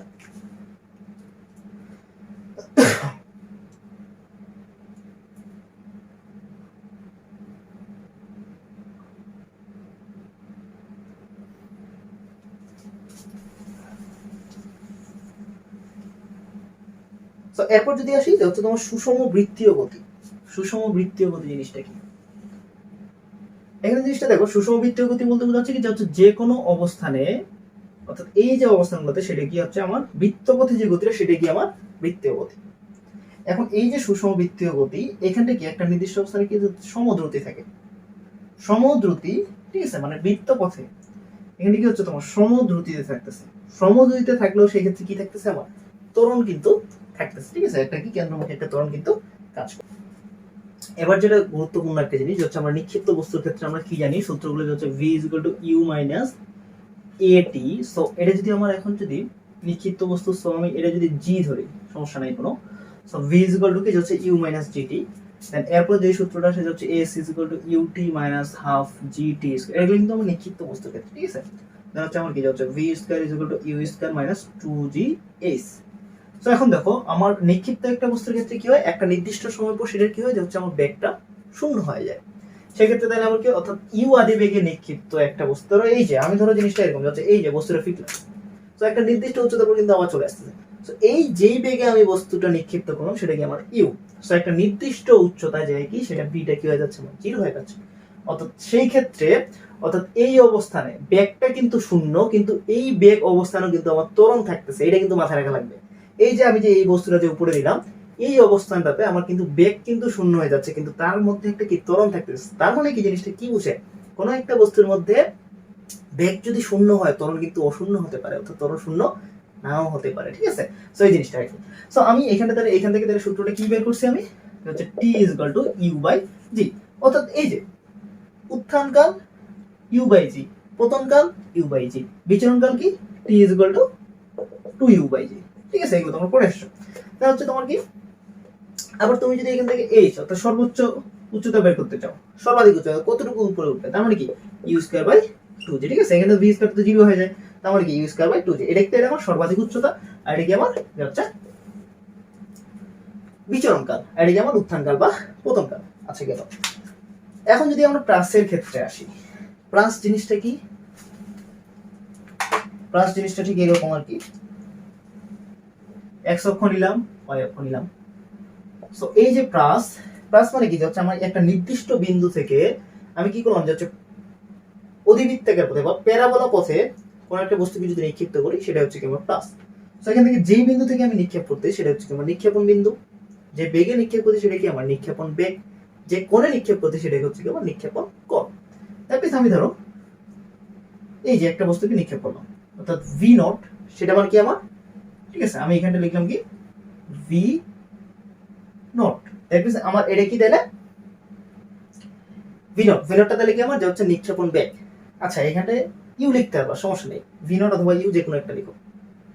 তুমি যদি ইউ লিখো তাহলে তোমাকে কেউ এখানে যে হচ্ছে বলবে না যে হচ্ছে তুমি চিপ, অথবা তুমি একবারে নিচে স্টুডেন্ট, ঠিক আছে, এরকম কোনো কিছু না। মানে স্মার্টলি তুমি বুঝতে চাও যদি, তাহলে কি ভি নট লিখো। ইউ আর ভি নট একই কথা, তুমি যে কোনো একটা ইউজ করতে পারো, ঠিক আছে, কোনো সমস্যা নেই। ইউ অথবা ভি নট যে কোনো একটা ইউজ করতে পারো, কিন্তু ভি নট কারা ইউজ করে, যারা স্মার্টলি লেখা হবে তারা কি ভি নট ইউজ করে। যেমন ধর হচ্ছে তোমার Ishaq sir, Tapan sir V not use করছে, ঠিক আছে, তার বেশি স্মার্ট 9-10 এর বইয়ের থেকে, ঠিক আছে। আচ্ছা সো দেখো, তাহলে আমি ভি নট ইউজ করি, আমিও স্মার্ট হই। সো এই যে ভি নট, এটা কিন্তু আমার নিক্ষেপণ বেগ, যেই কোণে আমি নিক্ষেপ করতে সেটা কি আমার থিটা, এটা হচ্ছে আমার নিক্ষেপণ কোণ, ঠিক আছে। আচ্ছা সো এই যে আমি যে ভি নট বেগে যে নিক্ষেপ করছি, তাহলে এটা কি আমার, সো এই অংশটা কি আমার অনুভূমিক উপাংশ। অনুভূমিক উপাংশ কি হয়, ভি নট কোস থিটা, এটা তো আমরা পড়ে আসছি। হচ্ছে আমার একটা যদি হয়, সো এটা যদি আমার একটা বেগ হয় ভি, সো এটা এই যে থিটা যার সঙ্গে কোণ থাকবে সেটাকে অনুভূমিক, তার মানে এটা কি হয়, হচ্ছে ভি কোস থিটা, এটা কি আমার ভি সাইন থিটা, এগুলো কিন্তু আমরা পড়ছি, ঠিক আছে। সো এখানে কি কি রকম হচ্ছে, তাইলে আমার কি হচ্ছে, হচ্ছে এটা কি ভি নট কোস থিটা, এটা কি আমার তাহলে ভি নট সাইন থিটা, ঠিক আছে। আচ্ছা দ্যাট ইজ আমার অনুভূমিক বেগ ভি নট কোস থিটা, উলম্ব বেগ ভি নট সাইন থিটা। এখন দেখো প্লাসের ক্ষেত্রে আমরা কয়েক ধরনের তথ্য পড়ছি। এই যে প্লাস, এই প্লাসের ক্ষেত্রে এখন যদি আমি সূত্রগুলো দেখি, তাহলে আমার এটা কিন্তু V not cos theta. So আমরা সূত্র যেটা পড়ছি, হচ্ছে V is equal to U minus GT, ঠিক আছে। এখন দেখো, সো আমি যখন x অক্ষ বরাবর নিব, তার মানে vx is equal two ux gx into কি t। সো vx বলতে কি হচ্ছে x অক্ষের থেকে একটা নির্দিষ্ট সময় পর অতিক্রান্ত দূরত্ব, আর অনুভূমিক দিকে কোনো ধরনের ত্বরণ থাকে না, অর্থাৎ gx টা হচ্ছে কি 0, অনুভূমিক দিকে কোনো ধরনের ত্বরণ থাকে না, তার মানে কি x টা কি আমার 0।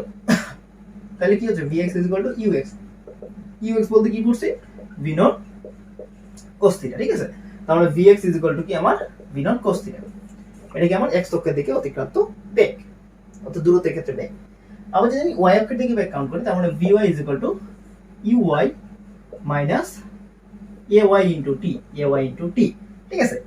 সো এই যে উপরের দিকে হচ্ছে নিক্ষিপ্ত, তার মানে কি a সমান কি gy ডাইরেক্ট লিখতে পারি, ঠিক আছে, তার মানে কি minus gy into t। So uy টা এখান থেকে তাহলে কি আমার হচ্ছে v not sin theta minus কি gy ইনটু t। সো এটা কি আমার ভ্যালু vy। অর্থাৎ তোমাকে যদি বলা হয় কোন একটা বস্তুকে আমি 30 ডিগ্রি কোণে 20 মিটার পার সেকেন্ড বেগে নিক্ষিপ্ত করলাম, 2 সেকেন্ড পর সেই বস্তুর বেগ নির্ণয় করো, 2 সেকেন্ড পর সেই বস্তুর বেগ নির্ণয় করো, তার মানে তোমাকে এই টিটা বের করা লাগবে। দ্যাট মিন্স 2 সেকেন্ড পর, তার মানে কি √vx square plus vy square. So এই যে vy, তার মানে কি বলছি, যত তোমার 20 মিটার পার সেকেন্ড বেগে নিক্ষিপ্ত করা হয়েছে এবং কি 30 ডিগ্রি কোণে, তাহলে তোমার কি vy টা দিলে কত হয় 20 sin 30 মাইনাস কি জিওয়াই বলতে কত 9.8 ইনটু কত 2 সেকেন্ড পর বসছে, তার মানে কি 2। সো এখান থেকে এটা বের করবা, এটা কি আমার ভিওয়াই আর ভিএক্স টা কি ভি নট cos থিটা, তার মানে কি 20 cos 30 ডিগ্রি। সো ভিএক্স এবং ভিওয়াই, সো এটা কি আমার ওই 2 সেকেন্ড পর বস্তুটা তে। যেমন ধরো তোমার একজন খেলোয়াড় ফুটবল মারছে, বসে 2 সেকেন্ড পর বা 5 সেকেন্ড পর ওই ফুটবলের ব্যাকটা করবে, জাস্ট এই যে সিম্পলি এই সূত্র v = √vx² + vs, ঠিক আছে? এটাই গেল। সো এরপর যেটা আসে, এখন যদি বলা যায় হচ্ছে x অক্ষের থেকে দূরত্ব, x অক্ষের থেকে দূরত্ব আমি কি জানি s = ut + ½ at², ঠিক আছে? এই জিনিসটা এটা হচ্ছে তোমার s = ut প্লাস কি হাফ at²। এটা কি যদি x অক্ষ ধরি, x অক্ষ তার মানে কি ax হয়ে গেল। সো এখানে তাহলে কি হয়, তাহলে জিনিসটা কি হবে, যেহেতু x অক্ষের দিকে কোনো ধরনের ত্বরণ থাকে না, তার মানে এটা বার। সো ux টা কি করছে v0 cos θ, তার মানে কি তাহলে x অক্ষের দিকে যে দূরত্বটা, তাহলে আমি x দিয়ে প্রকাশ করি, x = v0 cos θ t। এটা কি আমার x অক্ষের দিকে অতিক্রান্ত দূরত্ব। এরপর যদি বলা হয় y অক্ষের দিকে অতিক্রান্ত দূরত্ব, y অক্ষের দিকে অতিক্রান্ত দূরত্ব কি হবে আমার, যে হচ্ছে sy = কি আমি নরমাল যে সূত্র পড়ছি uyt + কি হাফ ay t²। তাহলে এখানে কি হবে y = uyt, তার মানে কি v0 sin θ t মাইনাস কি হাফ gt², ঠিক আছে? এটা কি আমার y অক্ষের দিকে দূরত্ব, ঠিক আছে? এই জিনিসটা। আচ্ছা, এখন যদি বলা হয় এই যে প্লাসের ক্ষেত্রে সর্বোচ্চ বেগ কত, অর্থাৎ সর্বাধিক উচ্চতা কত। সর্বাধিক উচ্চতা কিছুক্ষণ আমি দেখলাম না, যে হচ্ছে নিক্ষিপ্ত বস্তুর ক্ষেত্রে কত হয় u²/2g। সো এই u বলতে আমার কোন u কাজে লাগবে, এই যে উলম্ব উপাংশটা কিন্তু কাজে লাগছে, অর্থাৎ v0 sin θ। তাহলে কি হবে, জাস্ট সিম্পলি এখানে বসে দাও u = v0² sin² θ/কি 2g। সো বাস সিম্পলি এসব। কারণ আমার এই প্লাসের ক্ষেত্রে শুধু তো উলম্ব উচ্চতাটা কাজ করতেছে, অর্থাৎ উলম্ব বেগটা কাজ করতেছে, এখানে আনুভূমিক বেগ এখানে আসতেছে না, তো হিসাবে তো আনুভূমিক বেগ আসবে না, শুধুমাত্র উলম্ব বেগের হিসাবটা আসবে। সো এই যে কি v0² sin² θ/2g। যদি বলা যায় হচ্ছে সময় কতটুকু লাগবে, t = কি আমরা কি বলছি u/g। সো u বলতে কি v0 sin θ/g। যদি বলা হয় উত্থানকাল বা পতনকাল, যদি বলা হয় বিচলনকাল, তাহলে কি 2v0 sin θ/g। সো সহজ হিসাব, ঠিক আছে? এই জিনিসটা। এখন কথা হলো তোমার যদি আসে আনুভূমিক পাল্লা, আনুভূমিক পাল্লাটা আমরা কিভাবে বের করব, হচ্ছে এইখান থেকে এইখানে, ঠিক আছে? অর্থাৎ একটা দূরত্ব। সো আনুভূমিক পাল্লা দ্যাট মিন্স এই আরটা কিভাবে হবে, কারণ এই যে উঠছে আর নামছে সেটাই কি আমার টি, অবশ্যই টি, ঠিক আছে? অর্থাৎ টিটা হচ্ছে কি আমার 2v0 sin θ/g। আর আমরা এই ক্ষেত্রে কি করছি x = অর্থাৎ এই যে দূরত্বটা প্লাসের ক্ষেত্রে আনুভূমিক যে দূরত্বটা সেটা কি করছে v0 cos θ t, তার মানে x = v0 cos θ, ঠিক আছে? টি, এই যে টি যেটা আছে সেই টিটা কোনটি এখন, তাহলে যতটুকু অনুভূমিক দিকে যতটুকু দূরত্ব অতিক্রম করবে সেই সময়টা, ঠিক আছে? যত সময় অতিক্রম, তার মানে এই টিটা তাহলে এখন কি হবে এই বিচলনকালটা, তাহলে জাস্ট সিম্পলি এটা বসাতে 2v0 sin θ/g। তাহলে কি হয় 2 sin θ cos θ, দ্যাট মিন্স কি হয় sin 2θ, v0 তার মানে কি v0²/g। সিম্পলি সূত্র হয়ে গেল v0² sin 2θ/g, ঠিক আছে? এটা কি আমার আনুভূমিক পাল্লা। তো আনুভূমিক পাল্লা কখন সর্বোচ্চ হয়, যখন থিটাটা কত হয়, অর্থাৎ sin 2θ যখন সর্বোচ্চ হবে তখন কি আনুভূমিক পাল্লা কি সর্বোচ্চ। আমার জিনিসটা কি এটা আসে, যে হচ্ছে তোমার r সমানুপাতিক কি v0², দ্যাট মিন্স যদি আমার নিক্ষেপণ বেগ সর্বোচ্চ হয় আরো কি হবে আমার আনুভূমিক পাল্লা কি হবে সর্বোচ্চ। যদি আমার এখন দেখো তাহলে কত কোণ হইলে আমার আনুভূমিক পাল্লাটা সর্বোচ্চ হবে, তার মানে কি sin 2θ যদি আমার সর্বোচ্চ হয় তাহলে কি হবে আমার আরো কি হবে সর্বোচ্চ, তার মানে কি θ = কত হওয়া লাগবে 45 ডিগ্রি। তার মানে θ = যদি 45 ডিগ্রি হয় তাহলে আমার কি হবে, এটা হচ্ছে আনুভূমিক পাল্লাটা কি হবে আমার সর্বোচ্চ হবে। এখন আসো এই যে আনুভূমিক পাল্লা আর সর্বোচ্চ উচ্চতা এটার মধ্যে এখন একটা সম্পর্ক বের করি, সম্পর্কটা কি রকম হয়, আনুভূমিক পাল্লা আর কি আমার সর্বোচ্চ উচ্চতা। তার মানে কি যাচ্ছে আমি জাস্ট h/r করি, h/r করলে কি আসে আমার, যে হচ্ছে তোমার v0² sin² θ/কি 2g ইনটু কি, যে হচ্ছে তোমার g/v0² sin 2θ, ঠিক আছে? এই জিনিসটা দিলাম। সো আমরা যদি h/r যদি করি তাহলে এখান থেকে কি সম্পর্ক আসে দেখি, h/r করলে আমার এই v0² বা, সো এখানে কি আছে sin², এখানে কি আছে sin 2θ, ঠিক আছে? সো এখানে আমার g আবার বা, তাহলে এখানে 2 হয় ইনটু 2 sin θ cos θ লিখলাম, আর উপরে কি হয় sin² θ। সো sin θ এখান থেকে একটা sin θ বাদ, তার মানে sin θ/cos θ কত হয় tan θ, এদিকে তাহলে কত হয় 4h/r। এই যে একটা কিন্তু সূত্র চলে আসলো, এই থিটাটার কোন থিটা নিক্ষেপণ কোণ। সো তোমার এখানে কিন্তু প্রশ্ন আসে মেডিকেলের ক্ষেত্রে কিন্তু এই প্রশ্নটা আসে, যে হচ্ছে তোমার যদি আনুভূমিক পাল্লা সর্বাধিক উচ্চতা 4 গুণ হয়, তোমাকে কিন্তু প্রশ্ন কিন্তু বলা থাকে যদি কোনো একটা রাশির ক্ষেত্রে আনুভূমিক পাল্লা সর্বাধিক উচ্চতা 4 গুণ হয়, তবে নিক্ষেপণ কোণ কত? তার মানে আরটা কত হবে 4h। তাহলে নিক্ষেপণ কোণ কত হলো tan θ = 4h/4h, তার মানে কি θ = কত 45 ডিগ্রি, তার মানে tan θ = 1, θ = কত 45 ডিগ্রি। এখন যদি বলা হয় যে হচ্ছে তোমার আনুভূমিক পাল্লা, কোন একটা প্লাসের ক্ষেত্রে আনুভূমিক পাল্লা এবং সর্বাধিক উচ্চতা দুইটাই কি সমান, আনুভূমিক পাল্লা সর্বাধিক উচ্চতা সমান হলে সেই ক্ষেত্রে নিক্ষেপণ কোণ কত হবে? তার মানে কি আমার আনুভূমিক পাল্লা আর সর্বাধিক উচ্চতা কি সমান, তার মানে কি r = h, that means h। তাহলে কত হচ্ছে যদি তোমার tan θ = 4। সো দেখো জিনিসটা হচ্ছে তোমাকে কি বলছে, যদি কোনো একটা প্লাসের ক্ষেত্রে আনুভূমিক পাল্লা এবং সর্বাধিক উচ্চতা যদি সমান হয় তাহলে থিটা কত হবে? তাহলে থিটা কত হচ্ছে 76 ডিগ্রি। এটা কিন্তু মুখস্থ রাখবা, ঠিক আছে? আমি এটা ক্যালকুলেটর ব্যবহার করলাম কেন, কারণ এটা তোমরা যেন মানটা মুখস্থ রাখতে পারো। তোমাকে যদি বলা হয় যে হচ্ছে আনুভূমিক পাল্লা সর্বাধিক উচ্চতা কি সমান, আনুভূমিক পাল্লা এবং সর্বাধিক উচ্চতা সমান, সেই ক্ষেত্রে প্লাসের নিক্ষেপণ কোণ কত? সিম্পলি হিসাব 76 ডিগ্রি, এটা মাথায় রাখবা। তাহলে আমি কি বললাম, একটা বলছি কি হচ্ছে আনুভূমিক পাল্লা সর্বাধিক উচ্চতা 4 গুণ, আনুভূমিক পাল্লা সর্বাধিক উচ্চতা 4 গুণ, সেই ক্ষেত্রে থিটা কত 45 ডিগ্রি।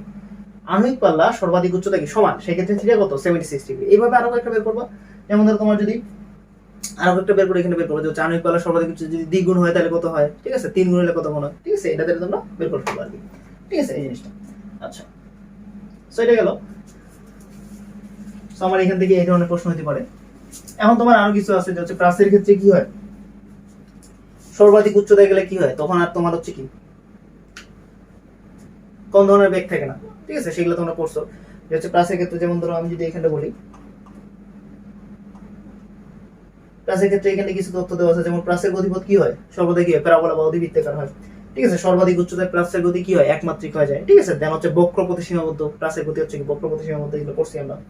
দেন হচ্ছে তোমার কি হচ্ছে প্লাসের সর্বাধিক উচ্চতায় বেগ এবং ত্বরণের মধ্যবর্তী কোণ 90 ডিগ্রি। এটা কিন্তু গুরুত্বপূর্ণ একটা জিনিস, যে হচ্ছে সর্বাধিক উচ্চতায় অর্থাৎ এটা ধরো প্লাস যদি হয় তো এখানে সর্বাধিক উচ্চতায় কি হয় যে হচ্ছে বেগ এবং ত্বরণের মধ্যবর্তী কোণ 90 ডিগ্রি। দেখো তখন কিন্তু এই সর্বাধিক উচ্চতায় বেগটা কিন্তু কাজ করতেছে ঠিক এইদিকে, ঠিক আছে? এই যে বস্তুটা কিন্তু এইদিকে, আর ঠিক সেই সময় ত্বরণটা কিন্তু অভিকর্ষ ত্বরণ কাজ করতেছে, তার মানে নিচের দিকে। দ্যাট মিন্স এই কোণটা কত হচ্ছে 90 ডিগ্রি, ঠিক আছে? সো সর্বাধিক উচ্চতায় বেগ, এটা কিন্তু বেগ, এটা কি ত্বরণ। সো বেগ এবং ত্বরণের মধ্যবর্তী কোণ 90 ডিগ্রি, ঠিক আছে? এই জিনিসটা আর কি মাথায় রাখতে হবে। সো এরপর যে জিনিসটা যেটা তোমার খাড়া উপরের দিকে নিক্ষিপ্ত বস্তুর অনুভূমিক দূরত্ব শূন্য, এটা তো অবশ্যই খাড়া উপরের দিকে তুমি একটা নিক্ষিপ্ত বস্তু নির্ণয় করছো, আবার এখানটা করছো, তার মানে এদের কি এদিকে কোনো দূরত্ব আছে নাই, তার মানে এইদিকে দূরত্ব কি আমার শূন্য, ঠিক আছে? আচ্ছা, এখন যদি আমার যদি দুইটা প্লাস যদি তুলনা করা হয়, অর্থাৎ একটা প্লাস আমি মারছি আর একটা প্লাস এদিকে মারছি, সো দুইটা প্লাসের মধ্যে যদি আমি তুলনা করি সেই ক্ষেত্রে একটা প্লাস ধরো এদিকে মারছি আর একটা প্লাস এদিকে, সো এদের যে গতিগুলো এগুলো কি হচ্ছে হচ্ছে সরলরৈখিক, একটা অপরটার সাপেক্ষে কি সরলরৈখিক, এটা কিন্তু মাথায় রাখা লাগবে। অর্থাৎ দুইটা প্লাস আমি একত্রে নিক্ষেপ করলাম, একটা প্লাসের সাপেক্ষে অন্য প্লাসের যে গতিটা সেটা কি আমার সরলরৈখিক গতি, ঠিক আছে? এই জিনিসটা কি। আচ্ছা,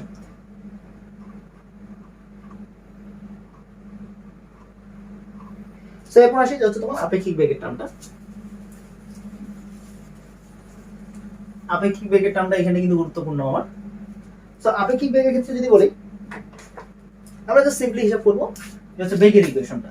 দেখো আপেক্ষিক বেগের ক্ষেত্রে দুইটা টার্ম, একটা হচ্ছে তোমার একই দিকে, আচ্ছা এখানে লিখি এক নাম্বার হচ্ছে তোমার একই দিকে, আরেকটা কি বিপরীত দিকে। মানে জিনিসটা এরকম চিন্তা করো, ধরো হচ্ছে এ একজন ব্যক্তি, সে কি এই দিকে, দেখবে ধরো হচ্ছে তোমার পূর্ব দিকে সে 7 মিটার/সেকেন্ড বেগে সাইকেল চালায়। বি আছে একজন ব্যক্তি, সে কি আবার এই পূর্ব দিকে 8 মিটার/সেকেন্ড বেগে সাইকেল চালায়, মানে দুইজনে কি একই দিকে। এই ক্ষেত্রে ধরো এ ধরো 7 মিটার/সেকেন্ড বেগে চালাচ্ছে, বি হচ্ছে তোমার কি 8 মিটার/সেকেন্ড কি পশ্চিম দিকে, বলছে কি এ পূর্ব দিকে 7 মিটার/সেকেন্ড বেগে সাইকেল চালায়, বি হচ্ছে পশ্চিম দিকে 8 মিটার/সেকেন্ড বেগে সাইকেল চালায়। তো এখন আমাকে বলছে এর সাপেক্ষে, আমার ধরো এখানে প্রশ্নটা বলছে হচ্ছে তোমার ধরো হচ্ছে বি এর সাপেক্ষে, ধরো হচ্ছে বি এর সাপেক্ষে এ এর আপেক্ষিক বেগ কত, ঠিক আছে? বি এর সাপেক্ষে এ এর আপেক্ষিক বেগ কত। সো জাস্ট সিম্পলি হিসাব, যার সাপেক্ষে বলবে তার বেগটা কি করবো আমি মাইনাস করবো অন্যটা থেকে, ঠিক আছে? জাস্ট এটা হিসাব। সো আমার যার সাপেক্ষে বলতেছে, সো আমার কি বি এর সাপেক্ষে এ এর আপেক্ষিক বেগ, তার মানে কি ভি অফ বি এ, ঠিক আছে। তার মানে কি ভি যার সাপেক্ষে বলবে তার বেগটা কি করবো আমি মাইনাস করবো অন্যটা থেকে। সো বি এর সাপেক্ষে বলছে, তার মানে বি এর বেগটা আমি অন্যটা থেকে মাইনাস করবো। এটা কি আমার একই দিকে হলে, মাথায় কথা কিন্তু খেয়াল রাখো, একই দিকে যদি বলে তাহলে কি বি এর সাপেক্ষে এ এর আপেক্ষিক বলছে, দ্যাট মিন্স আমার যার সাপেক্ষে বলবে সেটাকে আমি মাইনাস করে দেবো। এটা কি আমার একই দিকের ক্ষেত্রে। সো এখানে জাস্ট সিম্পলি হিসাব করো, V A minus VB, V A minus VB কি হয় হচ্ছে তোমার 7 মাইনাস 8, তার মানে কত হচ্ছে তোমার -1, ঠিক আছে। এই জিনিসটা কি তোমার আবার যদি বলা হয় এই ক্ষেত্রে ধরো বিপরীত দিকে আসো, এবার বি এর সাপেক্ষে এ এর আপেক্ষিক বেগ, বিপরীত দিকে বললে আগেই তোমার একটা জিনিস কি আসবে যে হচ্ছে তোমার মাইনাস, ঠিক আছে। কারণ ধনাত্মক দেখো তোমার একই দিকে বললে প্লাস, কিন্তু এখানটা কি হয়ে যাচ্ছে এটা তোমার মাইনাস, আবার এখানটা বিপরীত দিকে যেহেতু তার মানে আমার কি শুরুতেই মাইনাস, আবার দেখো এখন কি বলছে দেখো বি এর সাপেক্ষে, তার মানে কি বিটা কি মাইনাস, সো মাইনাস মাইনাসে কি হয়ে গেল প্লাস, তার মানে V A plus VB, so এখানে কত হয় এটা হচ্ছে 7 আর 8 কত হয় 15 মিটার পার সেকেন্ড। হিসাব বুঝছো, হিসাব এটা।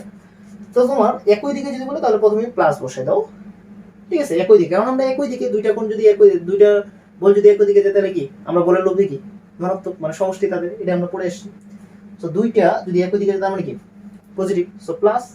তাহলে এখন দেখো এখন যেহেতু সাপেক্ষ বলছে বি এর সাপেক্ষ, তার মানে কি বি এর ব্যাগটা কি হয়ে যাবে নেগেটিভ হয়ে যাবে, তার মানে কি মাইনাস ভিবি, তাহলে কি ভি এ মাইনাস ভিবি হলে কি হচ্ছে আমার 7 মাইনাস 8, সো কত -1। আবার যদি এই ক্ষেত্রে বলা হয় মানে পরমাণু হিসাব করবার কি হচ্ছে 1 মিটার পার সেকেন্ড, ঠিক আছে, এটা আর কি তোমার। আবার এই ক্ষেত্রে কি বলছে হচ্ছে বিপরীত দিকে, বিপরীত দিকে আগে মাইনাস, কারণ বিপরীত দিকে কি হয় 180 ডিগ্রি কোণ, সো 180 ডিগ্রি হলে কি হয়ে যাবে মাইনাস হয়ে যায়, এটা আমরা আগে থেকে করছি। তাহলে এখানে কি আছে তাহলে ভি এ মাইনাস মাইনাস কি প্লাস, কারণ দেখো যার সাপেক্ষে বলবে তার বেগটা কি করা লাগবে মাইনাস করা লাগবে। So V A plus VB, তার মানে আমার কি হচ্ছে যাচ্ছে 7 প্লাস 8 দ্যাটস কি 15 মিটার পার সেকেন্ড, ঠিক আছে। এটা হচ্ছে কি আমার আপেক্ষিক বেগের কনসেপ্ট গেল।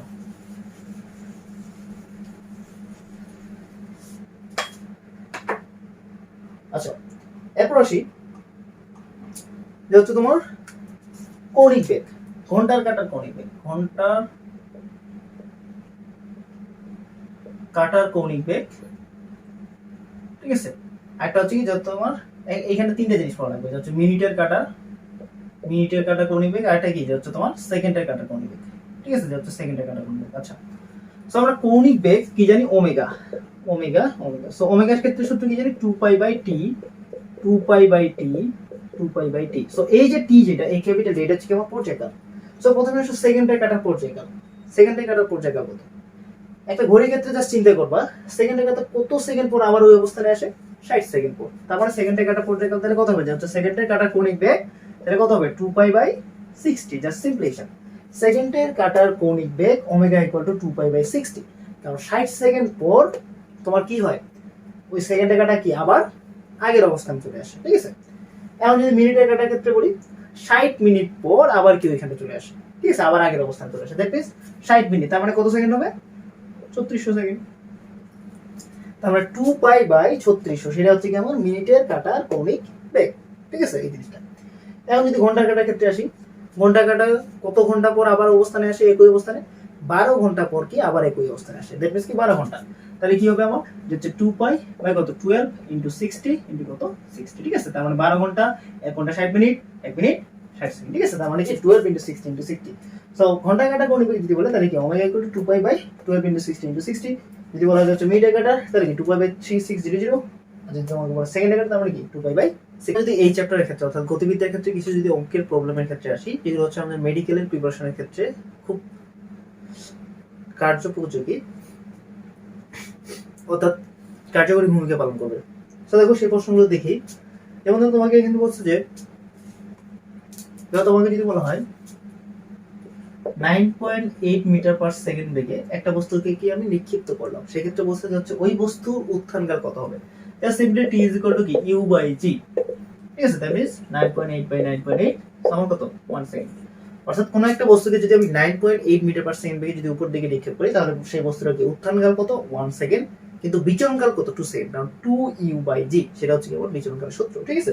সো তোমার এইভাবে প্রশ্ন আসতে পারে আর কি, অথবা ধরো হচ্ছে তোমার 9.8 এর গুণিতক হিসেবে দিতে পারে, ঠিক আছে। সো সিম্পলি হিসাব আর কি তোমার। আচ্ছা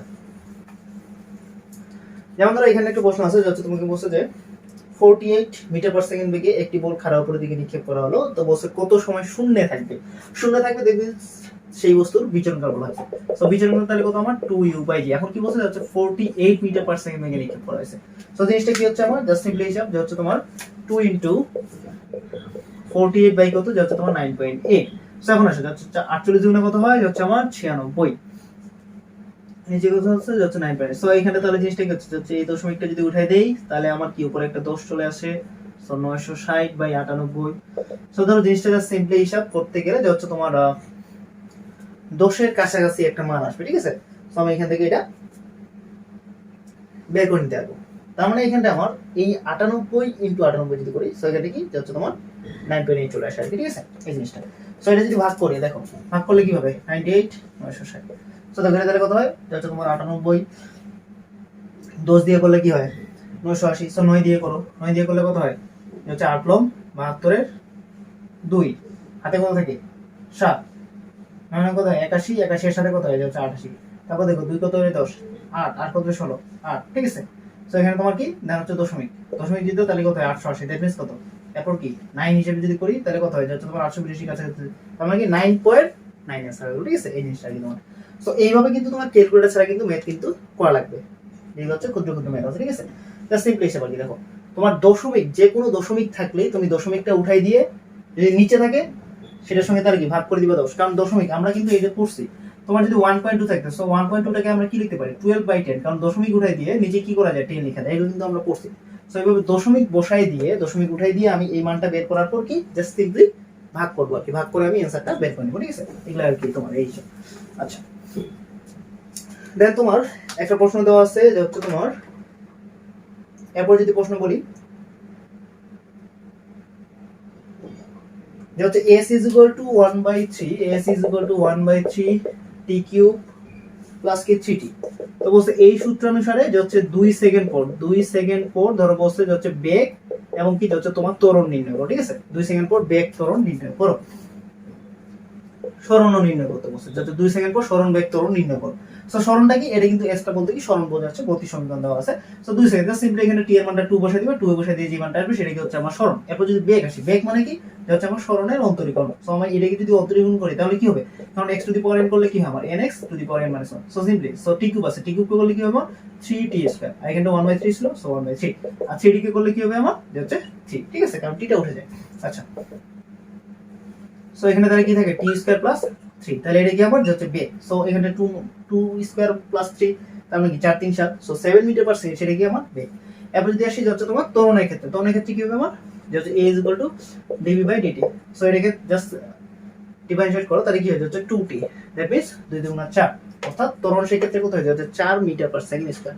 এখন আরেকটা কথা বলি, তোমার যদি বলা হয় যে হচ্ছে গতির সমীকরণটি সিজিএস পদ্ধতিতে দেওয়া আছে, সিজিএস ব্যাপারটা কিন্তু বুঝো, তোমার যদি বলা যায় হচ্ছে গতির সমীকরণটি সিজিএস পদ্ধতিতে প্রকাশিত, সেই ক্ষেত্রে বেগটা কি হবে সেন্টিমিটার পার সেকেন্ড, ত্বরণটা কি হবে সেন্টিমিটার পার সেকেন্ড স্কয়ার, এটা কিন্তু মাথায় রাখা লাগবে, ঠিক আছে। সো তোমার এই যে ধর হচ্ছে তোমার এখানে বলা হচ্ছে 4 centimetre per second square, 4 metre per second square, তুমি হকচকে দিয়ে দিলে 4 মিটার পার সেকেন্ড স্কয়ার, কিন্তু তোমাকে বলা হয়েছে সিজিএস এককে প্রকাশিত, তখন কিন্তু তোমার অ্যানসার কি হবে 4 সেন্টিমিটার পার সেকেন্ড স্কয়ার। যদি বলা থাকে এফপিএস পদ্ধতিতে দেওয়া আছে, তার মানে কি হবে এফপিএস পদ্ধতি, তাহলে ত্বরণটা কি হয় ফুট পার সেকেন্ড স্কয়ার, ঠিক আছে, ফুট পার সেকেন্ড স্কয়ার, ঠিক আছে, এটা কিন্তু মাথায় রাখবে, ঠিক আছে, এটা আর কি তোমার। আচ্ছা চলে গেল, এরপর আসি যে হচ্ছে তোমার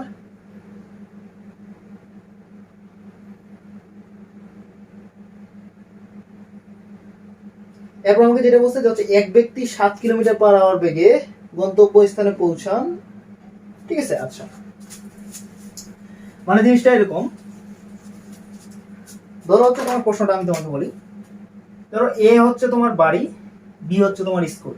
সো তোমার এই বাড়ি থেকে স্কুলে যেতে সময় লাগে, ঠিক আছে, বাড়ি থেকে স্কুলে যাওয়ার ক্ষেত্রে তুমি ধরো 7 মিটার পার সেকেন্ড বেগে গেছো, আবার স্কুল থেকে বাড়ি ফেরার পথে সেটা কি তুমি 8 মিটার পার সেকেন্ড বেগে চলে আসছো।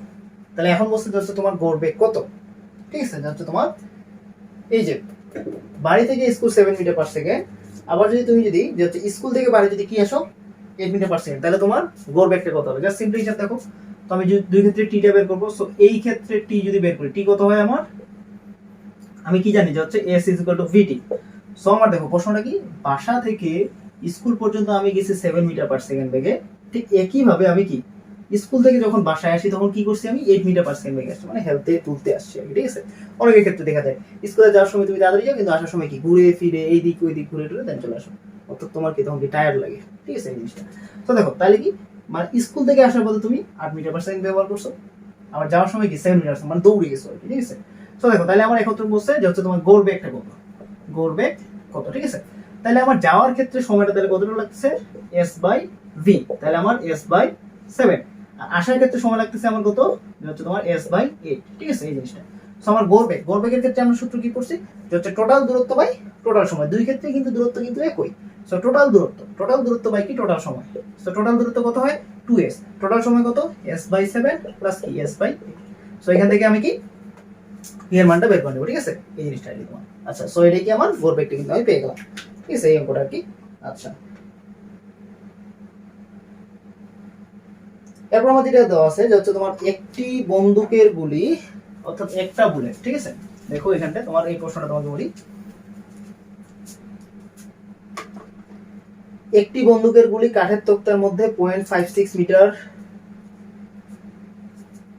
অতিক্রম করলে, 0.56 মিটার অতিক্রম করার পর 0.56 মিটার অতিক্রম করার পর কি হয়, যে হচ্ছে তোমার অর্ধেক বেগ হারায়, অর্ধেক বেগ হারায়, তার মানে কতটুকু হয়, ঠিক আছে, তার মানে কতটুকু হয়, তার মানে হাফ অংশ হয়, ঠিক আছে, অর্ধেক হয়।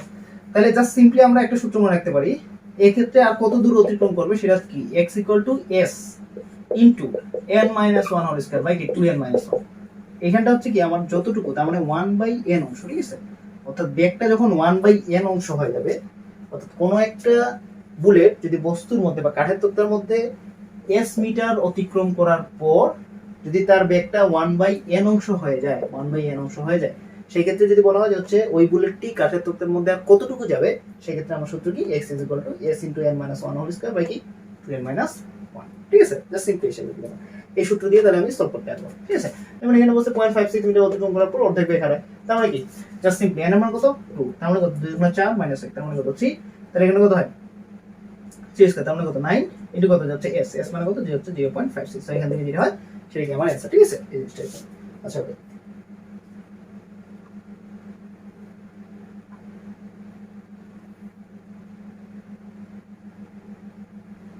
সরি এটা 2, ঠিক আছে, 2 - 1 হোল স্কয়ার, তার মানে কত হয় 1 স্কয়ার, ঠিক আছে, তার মানে কি s বাই যে হচ্ছে 0.56 বাই 3, সেটা হচ্ছে কি আমার অ্যানসার। আমরা গতিবিদ্যা চ্যাপ্টারের ক্ষেত্রে বিভিন্ন অঙ্ক ধরনের পড়লাম, বিভিন্ন সূত্র পড়লাম, যে হচ্ছে আমাদের সূত্র লেখচিত্র, অর্থাৎ গতিবিদ্যার ক্ষেত্রে সাজেশনমূলক যেসব প্রশ্ন বলবো আমি, যে হচ্ছে আমার প্রথমত ছিল যে হচ্ছে গতিবিদ্যার মূলত কিছু টপিকস ছিল, যেমন ধরো হচ্ছে ক্লাসের ক্ষেত্রে কিছু টপিকস, দেন হচ্ছে অঙ্কন বস্তুর ক্ষেত্রে কোন সূত্র কে দিছে, কে ব্যবহার করছে, ঠিক আছে।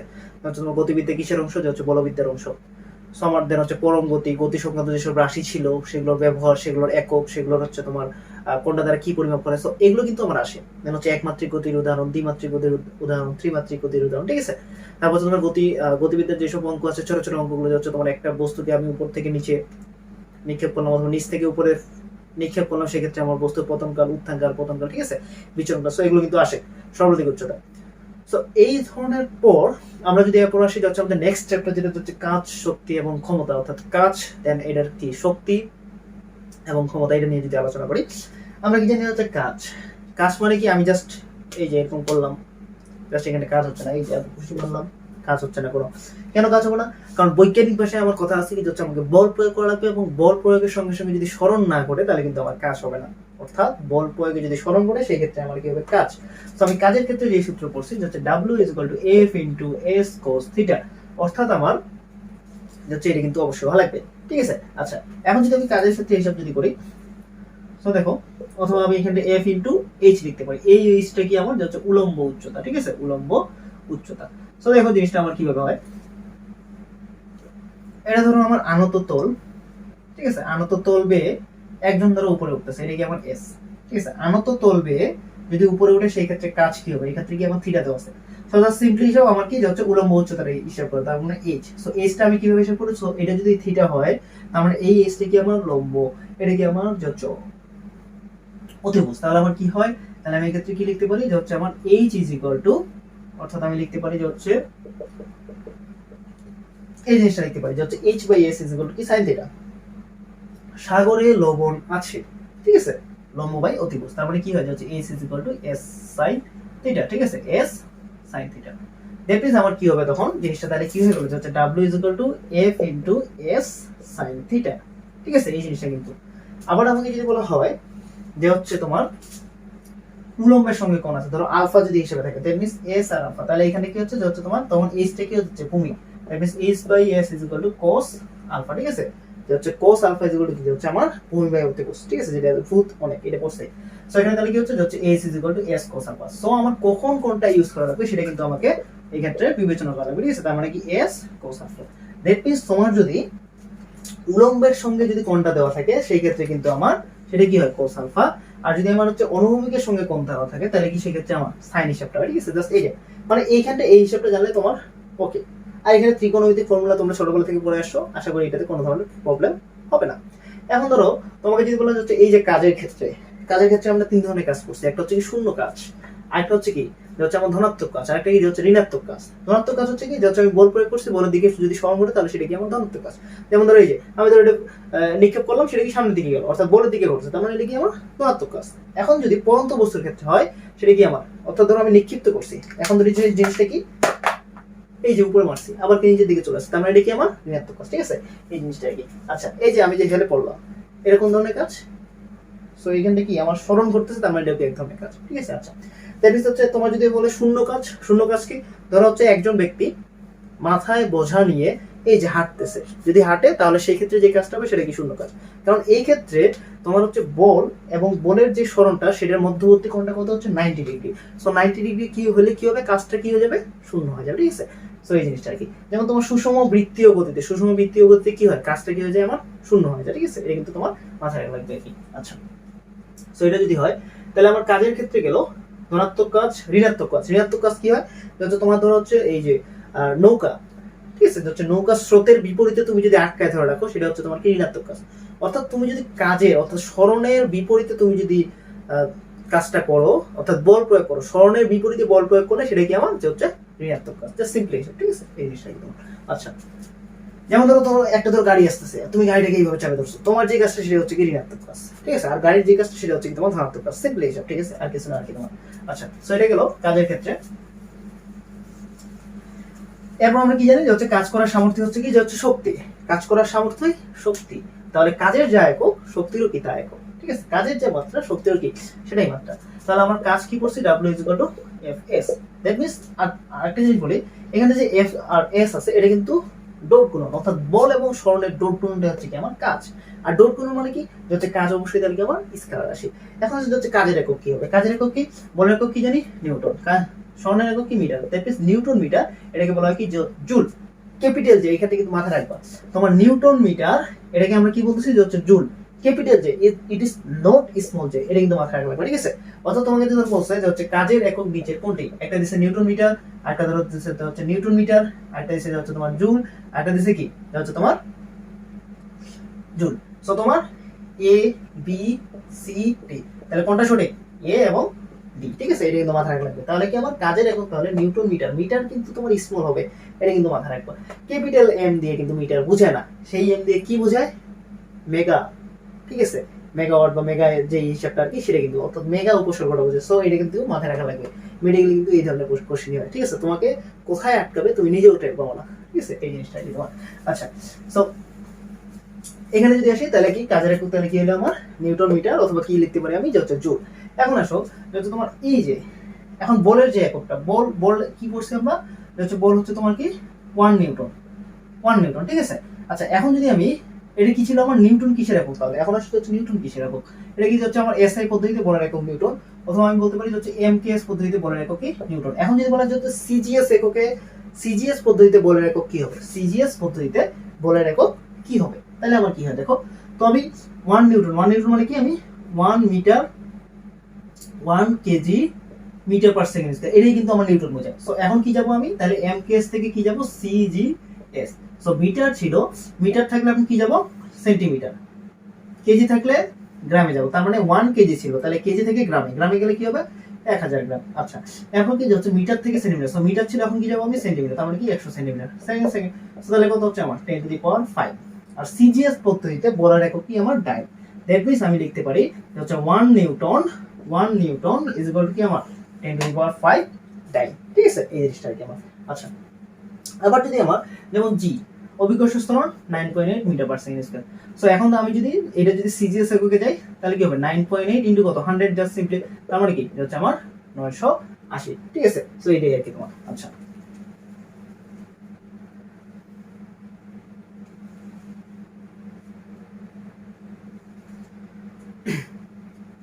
সো এখানে তাহলে কি গেল যে হচ্ছে কাজের ক্ষেত্রে তাহলে কি আমার আর এটা তাহলে কি যে হচ্ছে বলের একক। ঠিক আছে, বলের একক গেল। এরপর তোমার কি হচ্ছে এফপিএস পদ্ধতিতে বলতে পারে যে হচ্ছে এফপিএস পদ্ধতি যদি যাই তার মানে কি ফুট পাউন্ডাল সেকেন্ড। ঠিক আছে, এখন দেখো এই যে বলের একক কি পাউন্ডাল আসতেছে, পাউন্ডাল। সো এফপিএস পদ্ধতিতে বলের একক কি পাউন্ড, বলের একক কি আমার যে হচ্ছে পাউন্ড। ঠিক আছে, এফপিএস পদ্ধতিতে বলের একক কি যে হচ্ছে পাউন্ড। এখন যদি বলা হয় হচ্ছে এই যে ফুট পাউন্ড সেকেন্ড, এখন কি দেখো 1 পাউন্ড সমান কত গ্রাম 453.6 গ্রাম। এটা কিন্তু মুখস্থ রাখা লাগবে। ঠিক আছে, 1 পাউন্ড সমান 453.6 গ্রাম। সো এখান থেকে তোমার এখন এমপিএস থেকে তুমি এফপিএস যাও, সহজ হিসাব যে হচ্ছে মিটার থেকে কি যাবা ফুটে যাবা, ফুটে কিভাবে যাবা যে হচ্ছে তোমার 1 ফুট 12 ইঞ্চি, 1 ইঞ্চি কত 2.50 সেন্টিমিটার। সো এইভাবে তুমি বের করবা। ঠিক আছে, আশা করি এটা তোমার বুঝতে পারছো। আচ্ছা, সো আমরা যেটা করতেছিলাম হচ্ছে কাজ, তাহলে কাজের ক্ষেত্রে একক তাহলে কি নিউটন মিটার অথবা কি জুল।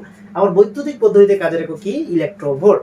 বৈদ্যুতিক পদ্ধতিতে কাজের একক কি ইলেকট্রোভোল্ট। আর 1 ইলেকট্রোভোল্ট সমান কি জানি 1.6 × 10⁻19 জুল। ঠিক আছে, এটা কিন্তু মুখস্থ রাখা লাগবে।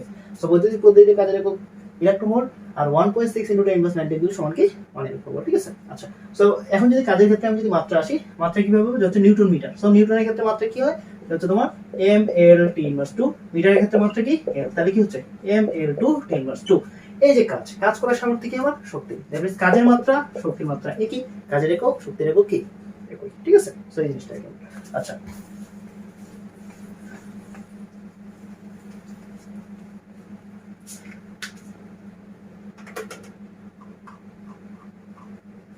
তারপর যদি আমি যাই যে হচ্ছে আমার গতিশক্তি।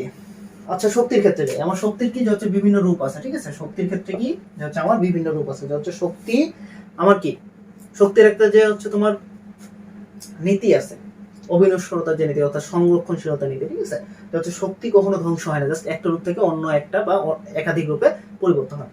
সো এখানে শক্তি কয়টা আছে, শক্তির জাস্ট একটা পড়ি, একটা ছন্দ দিয়ে পড়ি। তোমার রাজার তড়িতাপে লোক চুপসে শোবে যায়। ঠিক আছে, শোবে যায়।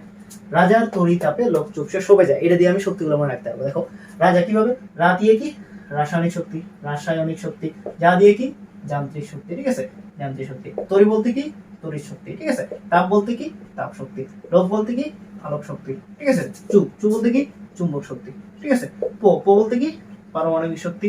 সে বলতে কি সৌর শক্তি। ঠিক আছে, শোবে বলতে কি শব্দ শক্তি। বেশ, ঠিক আছে। তো আমার এগুলো হচ্ছে কি আমার যে হচ্ছে শক্তির বিভিন্ন রূপ, অর্থাৎ একটা রূপ থেকে অন্য রূপে পরিবর্তন হয়, এখানে কোনো শক্তি বিনাশ বা নষ্ট হয় না। ঠিক আছে, এরপর দেখো যান্ত্রিক শক্তি আমরা যেটা বলছি যে হচ্ছে যান্ত্রিক শক্তির ক্ষেত্রে আমার দুইটা ভাগ আছে, একটা হচ্ছে কি যে হচ্ছে গতিশক্তি, আর একটা কি হচ্ছে আমার যে হচ্ছে স্থিতি শক্তি। ঠিক আছে, হচ্ছে আমার যান্ত্রিক শক্তি সবকিছুই ঠিক আছে। আচ্ছা, ইকে প্লাস কি ইপি অর্থাৎ কিনেটিক এনার্জি এবং হচ্ছে পোটেনশিয়াল এনার্জি, সেটা হচ্ছে কি আমার যান্ত্রিক শক্তি। এই দুটো যোগফল হচ্ছে কি যান্ত্রিক শক্তি। এখন এই যে শক্তিটা আমার যান্ত্রিক শক্তি কিন্তু তিনটা ক্ষেত্রে এখানে সব ক্ষেত্রে সংরক্ষিত থাকে। যেমন ধরো পরন্ত বস্তুর ক্ষেত্রে শক্তি কি সংরক্ষিত থাকে, একটা সরল দোলকের ক্ষেত্রে শক্তি কি সংরক্ষিত থাকে, এগুলো কিন্তু আমরা পড়ছি। ঠিক আছে, দেন হচ্ছে তোমার অভিকর্ষ যেসব বস্তু অর্থাৎ তোমার আনত তল বরাবর এটা কি শক্তিটা কি থাকে সংরক্ষিত থাকে। সো আমার তিনটা জিনিস, একটা হচ্ছে কি পরন্ত বস্তুর ক্ষেত্রে এই শক্তিটা কি সংরক্ষিত থাকে, আনত তল বরাবর বস্তু নামলে কি শক্তি কি সংরক্ষিত থাকে, আরেকটা কি হচ্ছে সরল দোলকের ক্ষেত্রে আমার কি শক্তি কি সংরক্ষিত থাকে। সো আমার তিন ক্ষেত্রে শক্তির সংরক্ষণশীলতা পালিত হয়। এখন দেখো আমার এই যে ইকে যেটা অর্থাৎ আমার ধরো হচ্ছে তোমার এখানটা একটা প্রশ্ন বলছে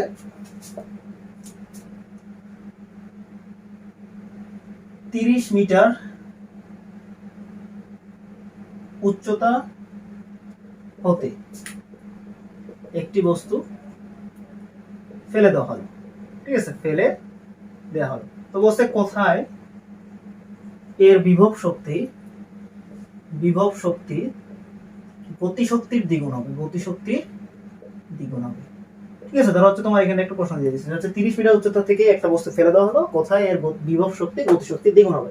সো আমি জাস্ট আগে এখানে শর্তটা লিখে ফেলি, বিভব শক্তি দ্যাট মিন্স ইপি কি হবে, গতিশক্তির দ্বিগুণ হবে, তার মানে ইপি ইজ ইকুয়াল টু 2 ইকে। আচ্ছা, সো এটা যদি হয় তাহলে আমি কি লিখবো, যাচ্ছে সবসময় আমি কিন্তু ইপি হিসেবে মানটা বের করবো, ঠিক আছে। আচ্ছা, তাহলে ইকে ইকুয়াল টু তাহলে কি লিখতে পারি, ইপি বাই 2। সো তুমি ইকে এর মানটা এখানে বসাও, ইপি বাই 2 প্লাস ইপি, তাহলে কত হয় আমার, যে হচ্ছে 3 EP by 2 is equal to হচ্ছে হচ্ছে আমার ই।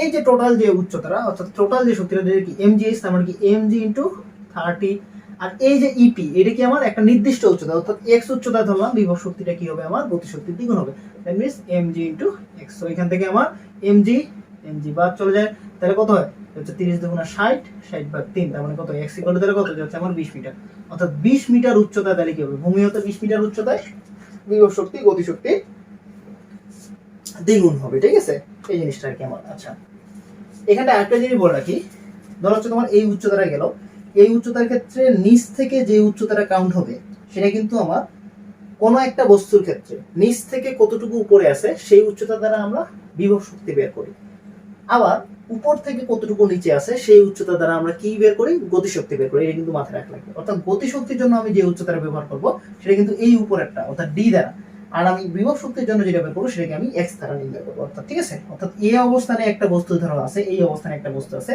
এই বস্তুটার ক্ষেত্রে যদি আমি গতিশক্তি নির্ণয় করি তাহলে সেই ক্ষেত্রে যে উচ্চতাটা ব্যবহার করবো সেটা হচ্ছে কি ডি, এবং এই বস্তুটার ক্ষেত্রে বিভব শক্তির জন্য আমি যেটা উচ্চতা বের করবো সেটা হচ্ছে কি আমার এক্স। এটা কিন্তু মাথায় রাখা লাগবে, আর সবসময় অঙ্ক তোমার ইকে এর মানটা বসায় দিয়ে যেন বের করা যায় সেটা জাস্ট খেয়াল রাখবো, ঠিক আছে, কারণ ইপিটা কি নিচ থেকে কত উচ্চতায় আছে সেটাই বের করার জন্য, ঠিক আছে। ওকে, আবার প্রশ্ন বলতে পারে যে উপর থেকে কতটুকু উচ্চতায় আছে, সো জাস্ট 30 থেকে -20 করলে হয়ে গেল আর কি তোমার এই জিনিস আর কি।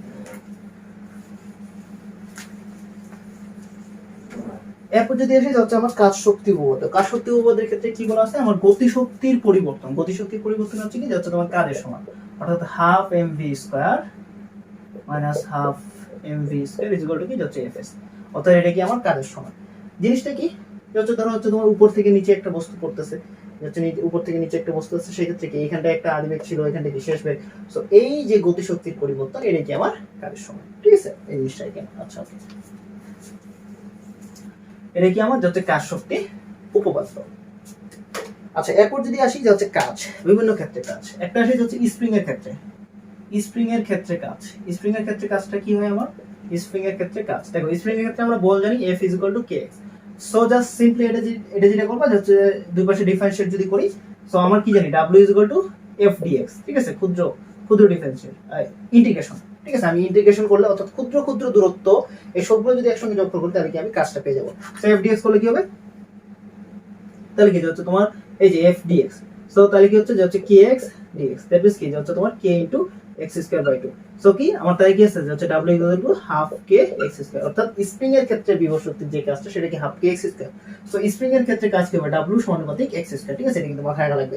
এরপর যদি আসি আমি যে হচ্ছে অভিকর্ষজনিত কাজ, অভিকর্ষজনিত কাজ কি w = mgs, অর্থাৎ তোমার w = h, সেটা কি আমার যে হচ্ছে অভিকর্ষজনিত কাজ।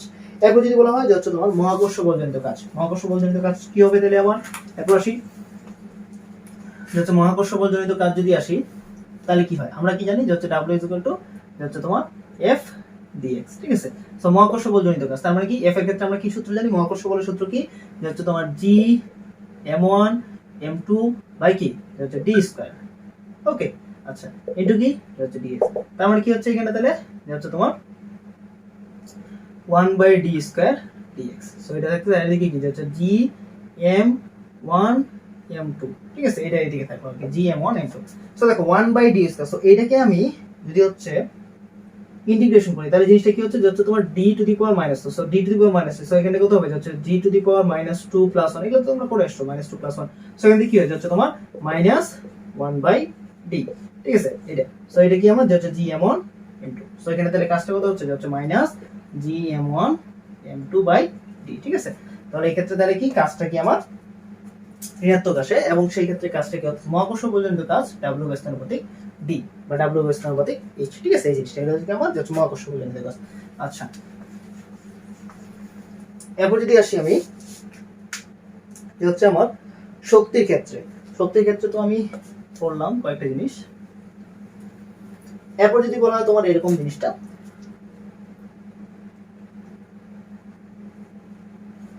ধরো এখানটা আমি একটা ইট রাখছি, এই ইটের উপর আরেকটা ইট, আরেকটা ইট, আরেকটা ইট, আরেকটা ইট, আরেকটা ইট।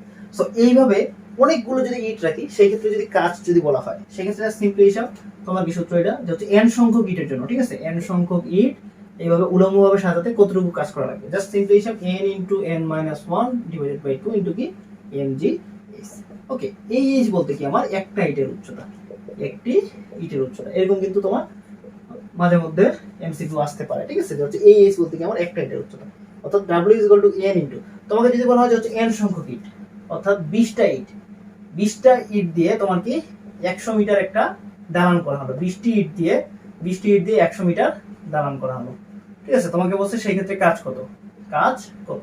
সো 20টা ইট দিয়ে 100 মিটার দালান করে, তার মানে একটা ইটের জন্য তাহলে কত মিটার করে, তাহলে h তাহলে কত 5, তার মানে mg ইনটু 5, এটা কত, তাহলে 20টা, তার মানে কি 20 ইনটু 20 মাইনাস 1 বাই কত 2, ঠিক আছে। সো এখান থেকে আমার হিসাব করলো হচ্ছে 20 ইনটু 19 বাই কত 2, আর ধরো m এর মানটা ধরে দেওয়া আছে যে হচ্ছে প্রত্যেকটা ইটের ভর ধরে দেওয়া আছে যে হাফ কেজি, তার মানে ধরো 1/2 ইনটু কত যাচ্ছে তোমার 5। সো এখান থেকে যেটা হয় সেটা কি আমার কাজ, ঠিক আছে, সিম্পলি হিসাব আর কি তোমার। আচ্ছা, এরপর যদি যাই শক্তির ক্ষেত্রে, শক্তির ক্ষেত্রে তো আমি বিভিন্ন রূপ পড়ছি অবশ্যই। এক্ষেত্রে শক্তির ক্ষেত্রে এখন যদি বলা যায় শক্তির মাত্রা, শক্তির মাত্রা এবং কাজের মাত্রা কি একই, কারণ কাজ যা শক্তি তা। ওকে, আচ্ছা, এরপর যদি আসি আমি যে হচ্ছে ক্ষমতা। ওকে, ক্ষমতা, ক্ষমতা বলতে কি P, P is equal two কি হচ্ছে তোমার ডাব্লিউ বাই টি, অর্থাৎ শক্তি বাই সময় বা কাজ বাই সময়, তার মানে কি হচ্ছে এম জি এইচ বাই টি টি, এটা কি আমার হচ্ছে ক্ষমতা। সো ক্ষমতার একক কি হবে, সো এখানে কি joule by second, joule per second, তার মানে কি জুল পার সেকেন্ড, অথবা এটাকে কি লিখতে পারি হচ্ছে ওয়াট, এটা কি আমার শক্তির ক্ষেত্রে একক হচ্ছে কি ওয়াট। আবার যদি আমি যাই হচ্ছে তোমার ক্ষমতার মাত্রা, মাত্রা যদি যাই তাহলে কি হবে ml2 টি ইনভার্স, এটা কি করছে কাজের ক্ষেত্রে মাত্রা, সো ডিভাইডেড বাই কি টি, সো এটা কত হয় ml2 টি ইনভার্স 3। সো আমার ক্ষমতার ক্ষেত্রে তাহলে মাত্রা কি হবে ml2 টি ইনভার্স 3। এরপর কি করছে হচ্ছে ক্ষমতার ক্ষেত্রে আমরা একটা একক করছি, সেটা কি হর্স পাওয়ার, অশ্ব ক্ষমতা। আমরা যদি বলা হচ্ছে horse power, 1 horse power is equal two কত, যে হচ্ছে 746 ওয়াট, ঠিক আছে। এই জিনিসগুলো আমরা জানি যে হচ্ছে 746 ওয়াট, ঠিক আছে, এই জিনিসটা কি। আচ্ছা,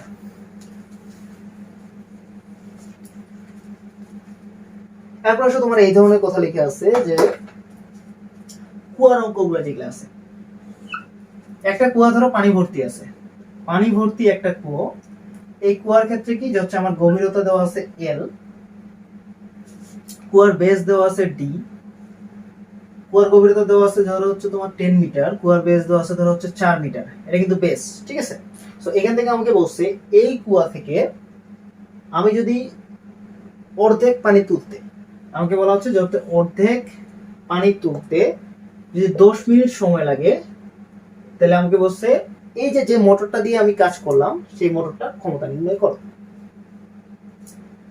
তার মানে জিনিসটা কি, আমি কুয়ার ক্ষেত্রে আমি যে সূত্রটা পড়ছি কিছুক্ষণ আগে M G H by T, so এই এম বলতে এখন কি আসো, যেটা আমরা সূত্র জানি rho is equal to M by V. So আমি কি লিখতে পারি হচ্ছে M is equal to V rho, V বলতে কি এই কুয়ার, অর্থাৎ এই যে সিলিন্ডার আকৃতি, কুয়া কিন্তু সিলিন্ডার আকৃতি, সো বলছে কি হচ্ছে এই সিলিন্ডার আকৃতির আয়তন, তার মানে কি V is equal to pi R square H, pi R square এল।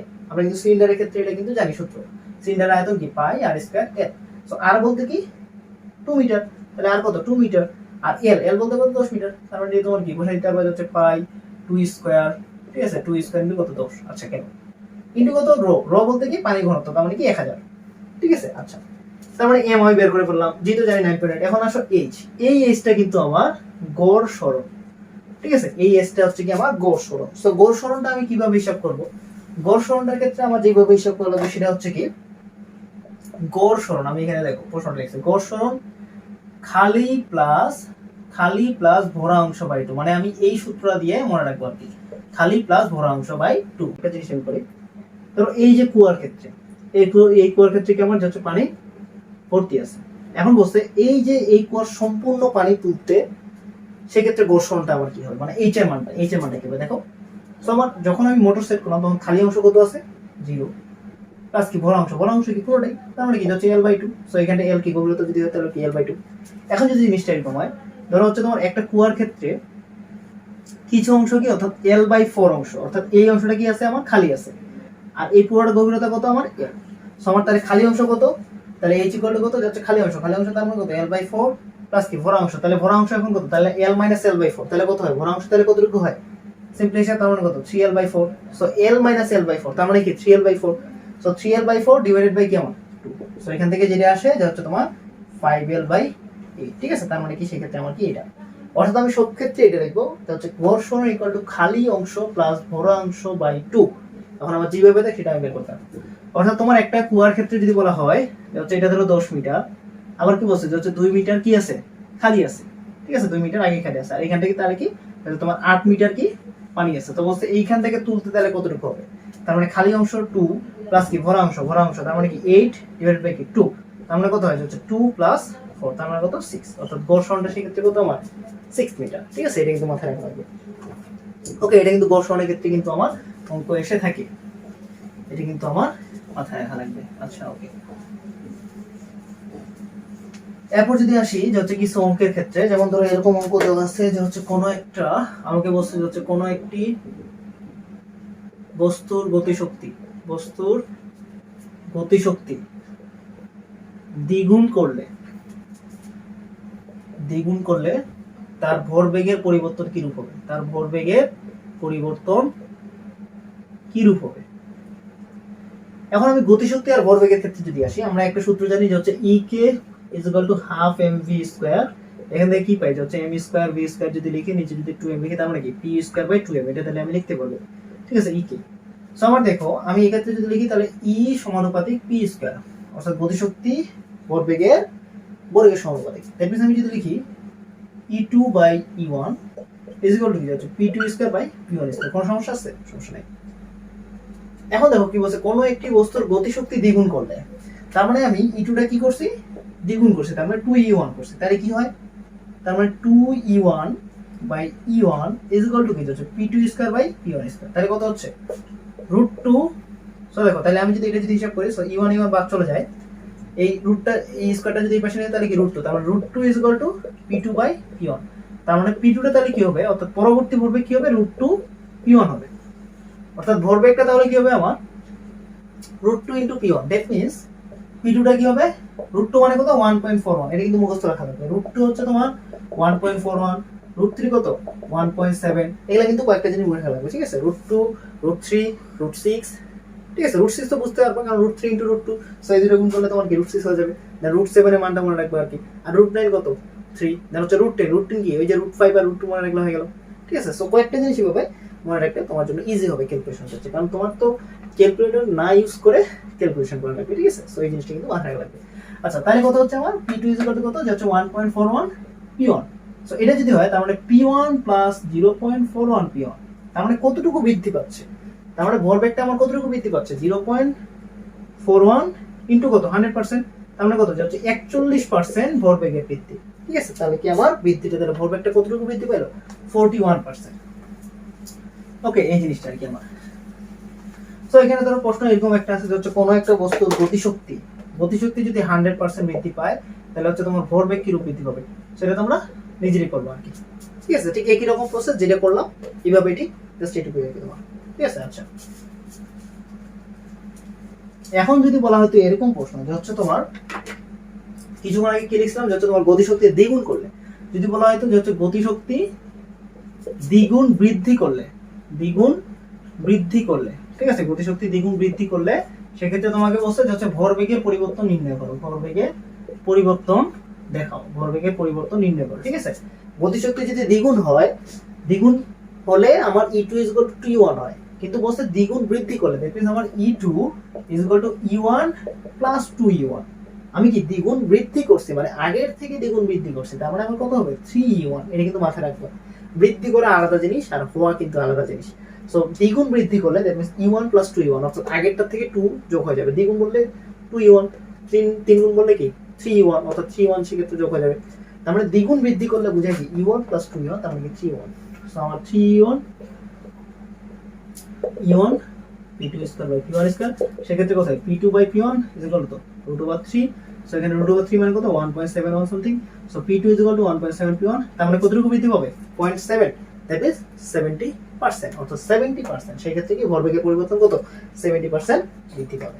ঠিক আছে, এই জিনিসটা কি আমার।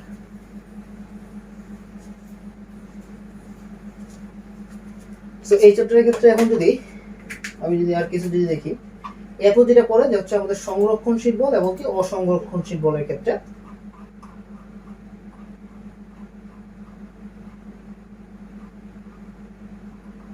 সংরক্ষণশীল বলের ক্ষেত্রে আমরা কি করি যে হচ্ছে তোমার এই একটা নির্দিষ্ট চক্র ঘুরে আসবে, সেক্ষেত্রে তোমার কি কাজের যে পরিমাণটা সেটা কি হবে না,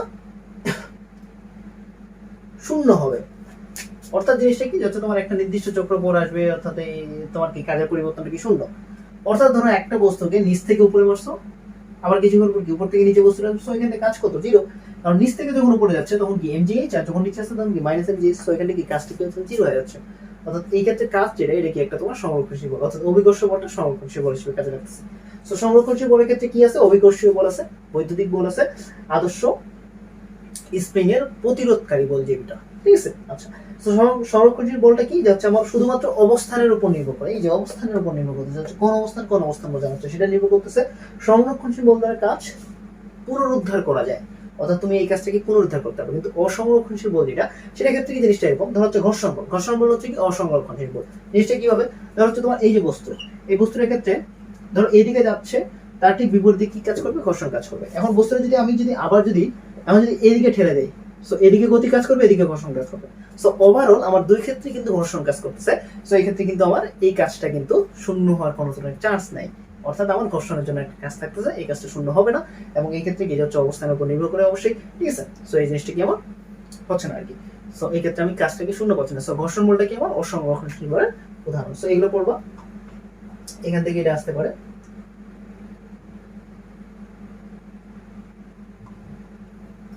এরপর আমরা তো আলোচনা তো করছি কিছু ধরনের অঙ্ক।